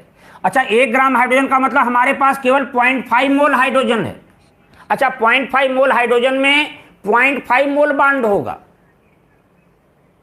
तो इसका मतलब कि 0.5 मोल हाइड्रोजन जब लोगे तो इसके अंदर सिर्फ 0.5 मोल बॉन्ड होगा। तो कहना यार 0.5 मोल बॉन्ड को ब्रेक करने में करा इतनी एनर्जी लग रही है, इतनी 134 किलो जूल एनर्जी लग रही है। तो बताओ 0.5 मोल बॉन्ड क्यों भाई 0.5 मोल? हाफ मोल है ना, 1 ग्राम हाइड्रोजन का मतलब मोल निकाला तो 1/2 मोल आया, मतलब 0.5 मोल H2 आया। 0.45 मोल H2 जब लोगे तो उसमें 0.5 मोल सिंगल बॉन्ड होगा, और 0.5 मोल सिंगल बॉन्ड को ब्रेक करने में इतनी एनर्जी लग रही है, लेकिन हमसे सवाल में पूछा बांड एनर्जी बताओ, और बांड एनर्जी का डेफिनेशन मैंने बोला है कि एक मोल बांड को, एक मोल किसी प्रकार का बांड हो, सिंगल बांड हो, डबल बांड हो, ट्रिपल बांड हो, किसी एक मोल किसी प्रकार का बांड हो, उसको तोड़ने में जितनी एनर्जी रिक्वायर्ड होगी वो होती है बांड एनर्जी। तो कहना यार 0.5 मोल बांड को ब्रेक करने में इतनी एनर्जी लग रही है, तो एक मोल बांड को ब्रेक करने में कितनी एनर्जी लगेगी, तो सीधा 134 बाई 0.5 कर देना। 0.5 का मतलब वही 1/2, 0.5 का मतलब 1/2 ही तो हुआ। 1/2 मैंने यहाँ 2 से मल्टीप्लाई कर दो, तो ये सॉल्व कर देना, ये आ जाएगा 862, मतलब 268 इतना किलो जूल जो एनर्जी लगेगी। इसका मतलब यह है हमारा जो आया है, ये है बांड एनर्जी। यहाँ आंसर सही नहीं दिया, यहाँ पर 268 होगा, 168 नहीं 268 होगा। किसी ने आंसर भी दिया है, हाँ बिल्कुल, प्रियांशु मिश्रा का आंसर सही आया, 268 यस 260। अरे भाई देख लो ना, 0.5 एक मोल हाइड्रोजन गैस है, इसका मतलब 0.5 मोल H2 है। अब 0.5 मोल H2 के अंदर 0.5 मोल सिंगल बांड होगा, तो 0.5 मोल सिंगल बांड को तोड़ने में इतनी एनर्जी लग रही, सवाल में दिया है। तो कह रहा है कि एक मोल सिंगल बांड को तोड़ने में जितनी एनर्जी लगेगी यही होगी बांड डिसोसिएशन एनर्जी, या यही होगी बांड एनर्जी। तो यही है हमारा बांड एनर्जी। आंसर आ जाएगा 268 किलो जूल, आंसर आ जाएगा। ये हो जाएगा, क्वेश्चन लगा लेना, ट्राई कर लेना, लग जाएगा। नेक्स्ट आइए भाई आगे बढ़ें। एक क्वेश्चन आपको और लगवाता हूँ, एक क्या 2 सवाल लगवा दूंगा, उससे बहुत सारी चीज़ें क्लियर हो जाएंगी।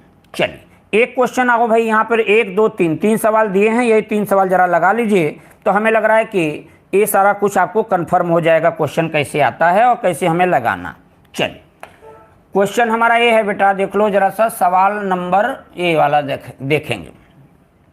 चलिए तो आइए भाई, क्वेश्चन कह रहा है कि if the bond energy of H single bond H, Br single bond Br और H सिंगल बॉन्ड Br, ये हर जगह सिंगल सिंगल बॉन्ड है, तो HH bond, Br bond, HBr bond की बॉन्ड एनर्जी क्रमशः दी गई।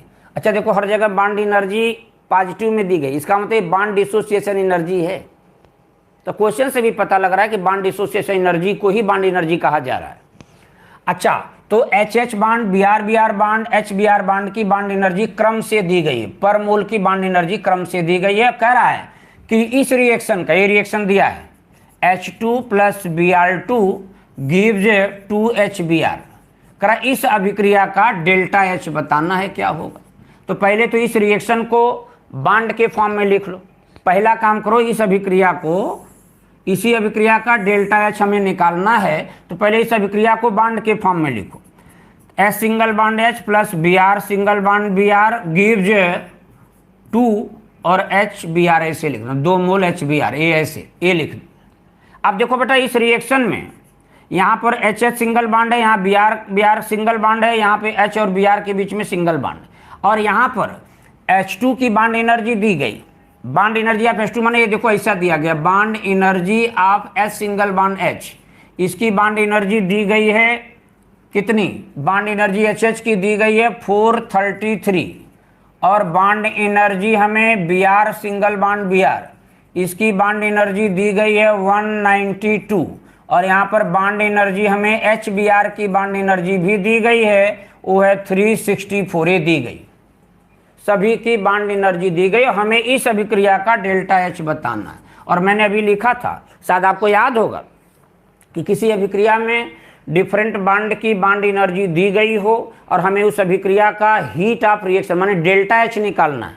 तो इस अभिक्रिया का डेल्टा H यदि निकालना है तो हम लिखेंगे sum of bond energy of reactant minus sum of bond energy of product कर देना, sum of bond energy of product कर देना बेटा। तो बताओ भाई, अब लिखो जरा सा, पहले रिएक्टेंट साइड में कौन है, HH बॉन्ड है और Br बॉन्ड है।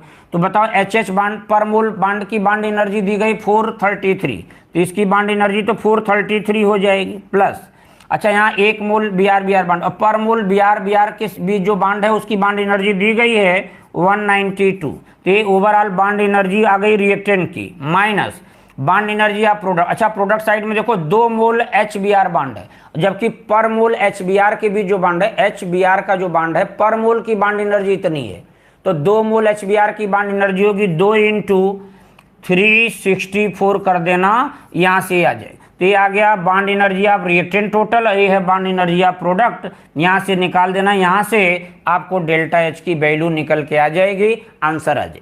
निकाल के देख लेना, आंसर आ जाए। ये आंसर हमें लग रहा सही नहीं है, 133 नहीं आएगा। निकाल के देख लो, अभी सॉल्व करके निकाल लेना ये आंसर। देख लो भाई कितना आंसर आया, जल्दी से बताइए। हाँ 103 आएगा, 103 आएगा। देख लेना यहाँ पे डेल्टा एच की वैल्यू 103 1 किलो जूल में आ जाए, ये आंसर आएगा। सभी लोगों का आंसर 103 आया है। अभिनव श्रीवास्तव हैं, सचिन, प्रियांशु, दीपक, कृतिका, कोमल यादव, अनिल, प्रतीक, यस, सभी लोगों का आंसर सही आ रहा है। 103 किलो जूल आएगा। कुछ नहीं करना था, रिएक्शन दिया था, इसका डेल्टा एच पूछा था, इसमें H H bond, B R bond, H B R bond, सभी की बांड एनर्जी पर मोल दी गई थी। इस पहले रिएक्शन को बांड के फॉर्म में लिख लिया बेटा। ये देखो, लिखने के बाद फिर मैंने सीधा sum of bond energy of reactant minus sum of bond energy of product कर दिया, सॉल्व कर दिया, डेल्टा एच की वैल्यू आ गई। तो ये क्वेश्चन का जवाब हो गया, आंसर आ गया। इसका आंसर आएगा 103 किलो जूल आ जाए। पहला हो गया। नेक्स्ट आइए, 2 सवाल और बचे हैं, ये कर लीजिए। तो ये मान के चले बांड एनर्जी के भी काफ़ी काम हो जाएंगे। फिर उसके बाद हम जब क्वेश्चन कराएंगे ना, अभी तो एक चैप्टर फिनिश हो जाएगा, तो एक दिन पूरा क्वेश्चन की ही क्लास करेंगे, तो उसमें कुछ क्वेश्चन और अलग से स्पेशल भी करवा देंगे। चलो भाई, क्वेश्चन नंबर नेक्स्ट देखो, करा bond energy of H2Cl2 HCl, H2 की, Cl2 की और HCl। क्वेश्चन आप लगाते चलिए। इन सभी की बांड एनर्जी देखो क्रम से दी गई, इतना इतना इतना किलो कैलोरी पर मोल दी गई। करा heat of formation of HCl की वैल्यू बताइए क्या हो। अच्छा सुनो बेटा, हमें तो पहले मालूम है हम 2 तरीके से लगा सकते हैं, दोनों सवाल दोनों से आंसर आएगा। चलो पहले तो ऐसे लगा देना कि जैसे H2 है, Cl2 है, रिएक्शन करेगा 2HCl बनेगा, और यहाँ पर H2 की बांड एनर्जी 104 है, मतलब कुल मिला के बांड एनर्जी ऑफ H2 मतलब वही HH बांड की बांड एनर्जी 104 है, और यहाँ पर क्लोरीन माने वही Cl bond Cl single bond Cl, bond energy of Cl single bond Cl, इसकी बांड एनर्जी है बेटा 58 किलो कैलोरी है। ये सब किलो कैलोरी में दिया है वैल्यू, 1 किलो कैलोरी पर मोल, किलो कैलोरी पर मोल। और यहाँ पर HCl माने bond energy of H single bond Cl की बांड एनर्जी दी गई है 103 किलो कैलोरी दी गई। ये तो तीनों डेटा दिया है सवाल में। अच्छा हमसे कह रहा है सवाल में बड़ी इंपॉर्टेंट बात कर रहा है कि heat of formation of HCl पूछा है। कहना यार HCl का हीट ऑफ फॉर्मेशन, इसका मतलब 1 मोल HCl बने, साइड प्रोडक्ट ना बने, वह 1 मोल HCl जिन कंपोनेंट से बने वो नेचुरली स्टेबल हों, तो उस अभिक्रिया का जो डेल्टा H आएगा उसी को हम heat of formation of HCl भी कहेंगे। उसी को हम heat of formation of product या heat of formation of HCl कहेंगे। चलो चलो इधर देखो, हमने तो ये रिएक्शन लिख लिया भाई। अच्छा इस रिएक्शन को लिखने के बाद इसको बांड के फॉर्म में चलो हम लिख लेते हैं। लिख लो भाई। तो इसको हम बांड के फॉर्म में लिखें तो हम लिखेंगे H single bond H plus Cl single bond Cl और give 2 H single bond Cl, ऐसे लिख दिया। अच्छा HH की बांड एनर्जी दी गई है, पर मोल इतनी दी गई है, तो यहाँ पर सीधा हम पहले इस अभिक्रिया का डेल्टा H निकाल, इस अभिक्रिया का चलो भाई डेल्टा H निकालें। तो डेल्टा H निकालना है तो फिर फार्मूला लगा देना कि sum of bond energy of product reactant minus sum of bond energy of product कर देना। रिएक्टेंट में जरा देखो 1 मोल HH बांड और 1 मोल HH बांड की बांड एनर्जी 104 प्लस 1 मोल Cl बांड की बांड एनर्जी है 58, ये है total bond energy of reactant minus sum of bond energy of product में देखो 2 मोल HCl और पर मोल HCl की बांड एनर्जी दी गई 103, तो यहाँ 2 मोल है तो 2 इंटू इतना कर देना। तो ये है बांड एनर्जी ऑफ रिएक्टेंट और ये है बांड एनर्जी ऑफ प्रोडक्ट। इधर जोड़ के निकाल दो भाई, कितना आ जाएगा। यहाँ पे आ गया 2 और यहाँ पर आ गया कितना 162 आ गया माइनस, और ये इसको आ जाएगा 206, ये आ गया। यहाँ से आ गया डेल्टा H, और डेल्टा H की वैल्यू जरा निकालो भाई। तो 206 में से 162 माइनस कर दो, तो माइनस कर दोगे तो ये आ जाएगा 44, तो ये आ गया 44 आ गया, और वो भी माइनस में आएगा क्योंकि माइनस वाली वैल्यू बढ़ी तो माइनस इतना आ गया। तो ये डेल्टा एच आ गया। तो इस अभिक्रिया का ध्यान से देखना, इस पर्टिकुलर रिएक्शन का डेल्टा एच की वैल्यू -44 किलो कैलोरी आ गया। क्या इस अभिक्रिया का जो डेल्टा एच की वैल्यू आई है, क्या यही है heat of formation of HCl? कहना ना, ये नहीं है, ये हीट ऑफ रिएक्शन है। हीट ऑफ फॉर्मेशन HCl का पूछ रहा ना, देखो हीट ऑफ फॉर्मेशन इस HCl का निकालना है, तो कहना यार हीट ऑफ फॉर्मेशन तो तब आता है कि प्रोडक्ट 1 मोल बने, कोई साइड प्रोडक्ट ना बने, और प्रोडक्ट जिनसे बने वो नेचुरली स्टेबल हो। तो कहना इस रिएक्शन का डेल्टा एच इतना आया है, लेकिन हमसे वो नहीं पूछा है, हमसे heat of formation of HCl पूछा है। तो एक काम तुम्हें करना पड़ेगा, इस पूरे रिएक्शन में ध्यान से देखना, यहाँ 2 से, यहाँ भी 2 से, यहाँ भी 2 से डिवाइड कर दो, तो इस डेल्टा एच की वैल्यू में भी 2 से डिवाइड कर दो। तो 2 से डिवाइड करने पर क्या बना फिर, ½ मोल H2 प्लस ½ मोल Cl2, और 2/2 करोगे तो ये तो कट जाएगा, 1 हो जाएगा। इसका मतलब अब देखो यहाँ पर 1 मोल HCl बन रहा है। तो देखो बेटा अब तुम अच्छा यहाँ -44/2 करोगे तो यहाँ पर क्या आएगा भाई, यहाँ पर जो आएगा डेल्टा एच की अब जो वैल्यू आएगी वो -22 किलो कैलोरी आएगी। तो ये -22 किलो कैलोरी जो आई हुई है, कहना यही है heat of formation of HCl। क्यों? क्योंकि मेरे शर्त का पालन कर रहा है। मेरा शर्त क्या था कि 1 मोल प्रोडक्ट बने, बन रहा है, कोई साइड प्रोडक्ट ना बने, नहीं बन रहा है, और 1 मोल प्रोडक्ट जिनसे बन रहा हो ये स्टेबल होने चाहिए। यस, दोनों स्टेबल हैं। यहाँ पे गैसियस फॉर्म में, ये भी गैसियस फॉर्म में स्टेबल होता है। इसका मतलब अब जो ये डेल्टा एच की बेटा वैल्यू आई है, ये है heat of formation of HCl। पहले जो आपने निकाला था ना, ये देखो, ये पूरा ये रिएक्शन लिख करके जो मैंने निकाला था, और यहाँ से जो आया था ना -44 किलो कैलोरी जो आया था, कहना ये तो हीट ऑफ रिएक्शन था, लेकिन heat of formation of HCl बोलना था। तो यहाँ 1 मोल HCl होना चाहिए, और 1 मोल तब होगा जब यहाँ 2 से डिवाइड करो, तो 2 से यहाँ भी, यहाँ भी, यहाँ भी, और डेल्टा एच की जो वैल्यू आई थी वहाँ भी जब डिवाइड करोगे तो अब जो आएगा ये आएगा heat of formation of HCl आएगा। तो बहुत लोगों का आंसर आया है 22, यस, -22 किलो कैलोरी आया है। यस यस यस, सभी लोगों का आंसर आया -22 कैलोरी, बहुत लोगों ने दिया है। कृतिका शुक्ला का भी आंसर आ गया भाई, सना, दीपक, सतीश, दीपक, नेहा और अनुष्का, प्रतीक, बहार हुसैन, प्रतीक, हाँ, अभिषेक गुप्ता, ठीक है, आप सभी लोगों का आंसर, अंशुल वाजपेयी, अनिल, कुसुम, उत्कर्ष, ठीक है, थैंक यू, सभी का आंसर आ गया। एक क्वेश्चन लग गया, एक जान का सवाल है। तीनों क्वेश्चन मैंने AIPMT का उठाया है, इसीलिए कि भाई आप देख लो AIPMT में कैसा सवाल आता है। तो चलिए, तो पहला हो गया। दूसरा लास्ट सवाल एक और कर देता हूं, आज की बात यही फिनिश करूंगा। लास्ट सवाल का आंसर जल्दी से बताइए, आंसर सब लोग यहाँ पर, ये देखिए क्वेश्चन दिया है, कह रहा है कि एक रिएक्शन दिया है, यहाँ पे N2 + 3H2 gives 2NH3। आइए भाई जरा सा विचार कर लें, आखिरी सवाल है। N2 + 3H2 gives 2NH3, ये रिएक्शन दिया है। कह रहा है इस रिएक्शन में हमसे पूछा है कि बताओ कि इस रिएक्शन का डेल्टा एच, सीधा सीधा पूछा है। अब दिमाग ज्यादा नहीं लगाना, कहना इस रिएक्शन का इंथैल्पी ऑफ रिएक्शन बताओ। इंथैल्पी माने वही डेल्टा एच, इंथैल्पी रिएक्शन का क्या होगा ये बताना। तो कहना यार पहले इस अभिक्रिया को तुम बांड के फॉर्म में लिखो, तो N triple bond N plus यहाँ 3 मोल H2 है, माने 3H single bond H gives, यहाँ 2 मोल अमोनिया है तो 2, और यहाँ पे लिख देना NH और H, ऐसे लिख देना। देख लो, ध्यान से समझ लो पहले मैं क्या कर रहा हूं। पहले बांड के फॉर्म में रिएक्शन को लिखना सीखो। ये तो बांड के फॉर्म में लिख लिया भाई, बड़ी बात नहीं बता रहा हूं, है बात छोटी, लेकिन लिखना जानते हो तो लिख लो पहले। अच्छा, बांड के फॉर्म में लिखने से एक फायदा हो जाएगा। यहाँ पर 1 मोल नाइट्रोजन था, 1 मोल नाइट्रोजन में 1 मोल ट्रिपल बांड है, और यहाँ पर देखो N ट्रिपल बांड N की बांड एनर्जी दी गई, N ट्रिपल बांड N की बांड एनर्जी दी गई 945 किलो जूल दिया है। यहाँ H सिंगल बांड H की पर मोल, पर माने 1 मोल HH बांड की बांड एनर्जी दी गई है 436, और 1 मोल NH बांड की बांड एनर्जी दी गई है 391।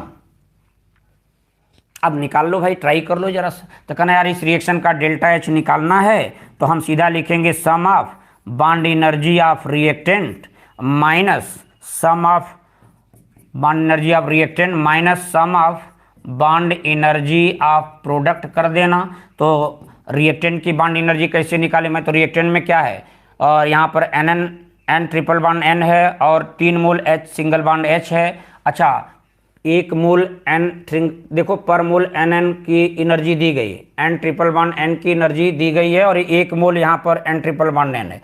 ये तो सीधा लिख दो 945 प्लस यहाँ 3 मोल एच एच बॉन्ड, पर मोल एच एच बॉन्ड की बॉन्ड एनर्जी इतनी है 436, और 3 मोल यहाँ एच एच बॉन्ड है तो 3 इंटू 436 कर देना।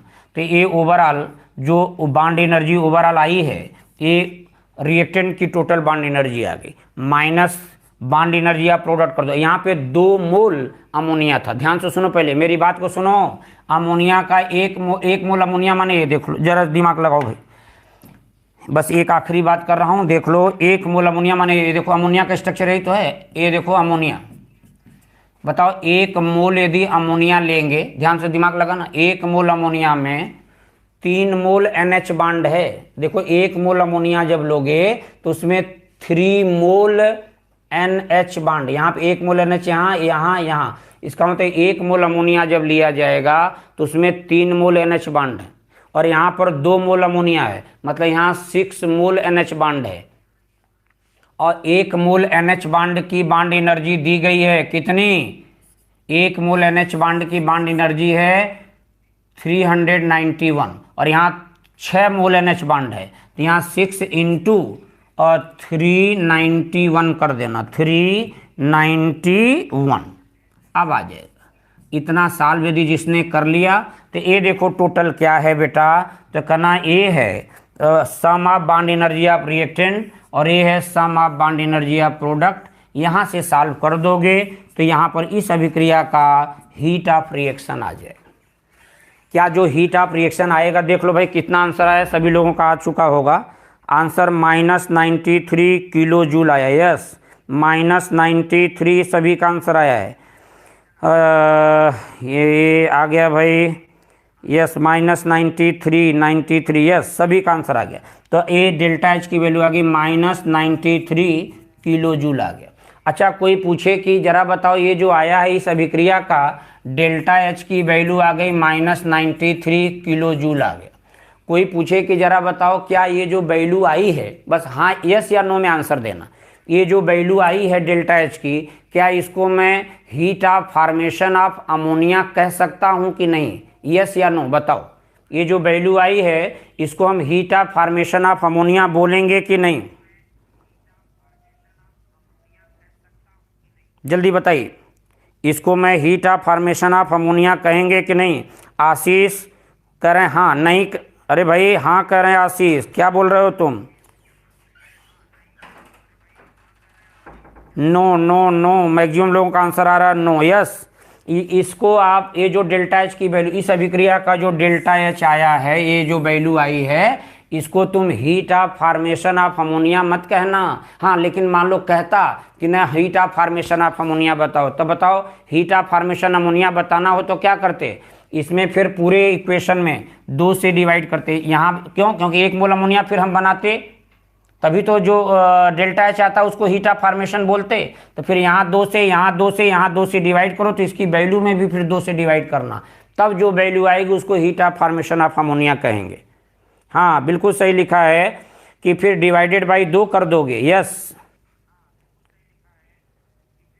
बिल्कुल सही भाई, हाँ हाँ बिल्कुल, हाफ कर दो, हाँ वही सही लिखा है, हाफ कर दो तो आ जाएगा वो हीट ऑफ फॉर्मेशन। लेकिन वो पूछा नहीं है, सवाल में हमसे पूछा था इंथैल्पी चेंज ब्रेस रिएक्शन का पूछा था, तो दिमाग ही नहीं लगाना, सीधा इसका डेल्टा एच निकालना था। हाँ, वो कहता कि नहीं हमें हीट ऑफ फॉर्मेशन अमोनिया का बताओ, तो पूरा पहले तुम ऐसे निकाल लेना और जितनी वैल्यू आती अब उसमें 2 से डिवाइड करना पड़ता, तब जाके 1 मोल अमोनिया बनता। तो 2 मोल अमोनिया जब बन रहा तो हीट इतनी निकल रही, तो 1 मोल अमोनिया बनेगा तो इसका आधा हीट तो निकलेगी, वो जो आएगा उसको हम heat of formation of ammonia कहेंगे। तो इतना जो बातें हैं मैक्सिमम लोगों ने क्लियर किया, समझ लिया। हाँ, -46 आंसर आएगा, हीट ऑफ फॉर्मेशन की वैल्यू -46 आए के लगभग आ जाएगा, -46.5 के लगभग, देख लेना, सॉल्व कर लेना, तो ये हो जाएगा भाई। ये क्वेश्चन आपने समझ लिया, देख लिया। अब इस पर देखो हमने एक क्वेश्चन और कराया था यहाँ पर, ये सवाल भी देखो लगा सकते हो। जैसे देखो मैंने अभी आज सवाल कराया था, इसका आंसर जल्दी से बताइए भाई। अब सब लोग जल्दी से आंसर बता दीजिए इसका। ये देखो ये क्वेश्चन का जवाब जरा देना। करा है कि from the following data bond energy दी गया। यहाँ पे देखो एटम सी सी सी सी हर जगह सेम है, तो ये वाला एटम तो हर जगह कॉमन है। यहाँ पे डिफरेंट एटम सी से देखो ए जुड़ा, यहाँ बी जुड़ा, यहाँ सी जुड़ा, यहाँ डी जुड़ा, तो different atom A B C D. अच्छा सी ए सी बी सी सी सी डी इन सभी की बॉन्ड एनर्जी दी गई है। सवाल में पूछा the smallest atom will be, इसमें स्मॉलेस्ट एटम कौन होगा बताओ भाई। चारों ऑप्शन में स्मॉलेस्ट एटम का जवाब दो भाई। सभी का आंसर आ रहा है B B B. Yes B. B क्यों होगा? स्मॉलेस्ट एटम बी इसलिए होगा, मैंने अभी बताया था कि जिस बॉन्ड की बॉन्ड एनर्जी जितनी ज़्यादा, ये लिखा है बॉन्ड एनर्जी जितनी ज़्यादा होगी साइज ऑफ एटम उतना कम होगा। तो बॉन्ड एनर्जी सबसे ज़्यादा सी और बी के बीच की बॉन्ड एनर्जी सबसे ज़्यादा है, तो कहना फिर यहाँ पे एटम जो साइज ऑफ एटम बी का है वो सबसे स्मॉलेस्ट होगा, तो आंसर बी हो जाएगा। हाँ इसमें पूछता कि बताओ ए बी सी डी में सबसे लार्जेस्ट एटम कौन होगा, ये स्मॉलेस्ट नहीं लार्जेस्ट पूछ देता, तो लार्जेस्ट एटम कौन होगा बेटा? लार्जेस्ट एटम का आंसर दो भाई। सी। यस सी सी सी यस ये होगा। क्यों? क्योंकि यहाँ पे बॉन्ड एनर्जी सबसे कम है, बॉन्ड एनर्जी जितनी कम होगी वहाँ पे साइज ऑफ एटम उतना ज़्यादा होगा। तो लार्जेस्ट पूछता तो आंसर सी होता, और स्मॉलेस्ट पूछा तो आंसर बी है। कहाँ से आया? ये आर्टिकल आपके दिमाग में होना चाहिए। अब एक बात और बची है, वो आज तो नहीं हो पाएगी, एवरेज बॉन्ड एनर्जी। और एवरेज बॉन्ड एनर्जी पर सवाल आया हुआ है एग्जाम में, तो अभी मैं लास्ट टर्न पे इसको फिनिश कर दूंगा। इस चैप्टर में अब ज़्यादा कुछ नहीं है, अब केवल एवरेज बॉन्ड एनर्जी हमें बताना है, ये बताऊंगा। और उसके बाद फिर हम हेस लॉ के बारे में बता चुका हूँ, खैर काफ़ी है, लेकिन थोड़ा सा यहाँ से सवाल करा दूंगा 2-3, तब जा करके ये चैप्टर हमारा फिनिश हो जाएगा। और हाँ एक बात छूट गई हमसे, वो देख लो।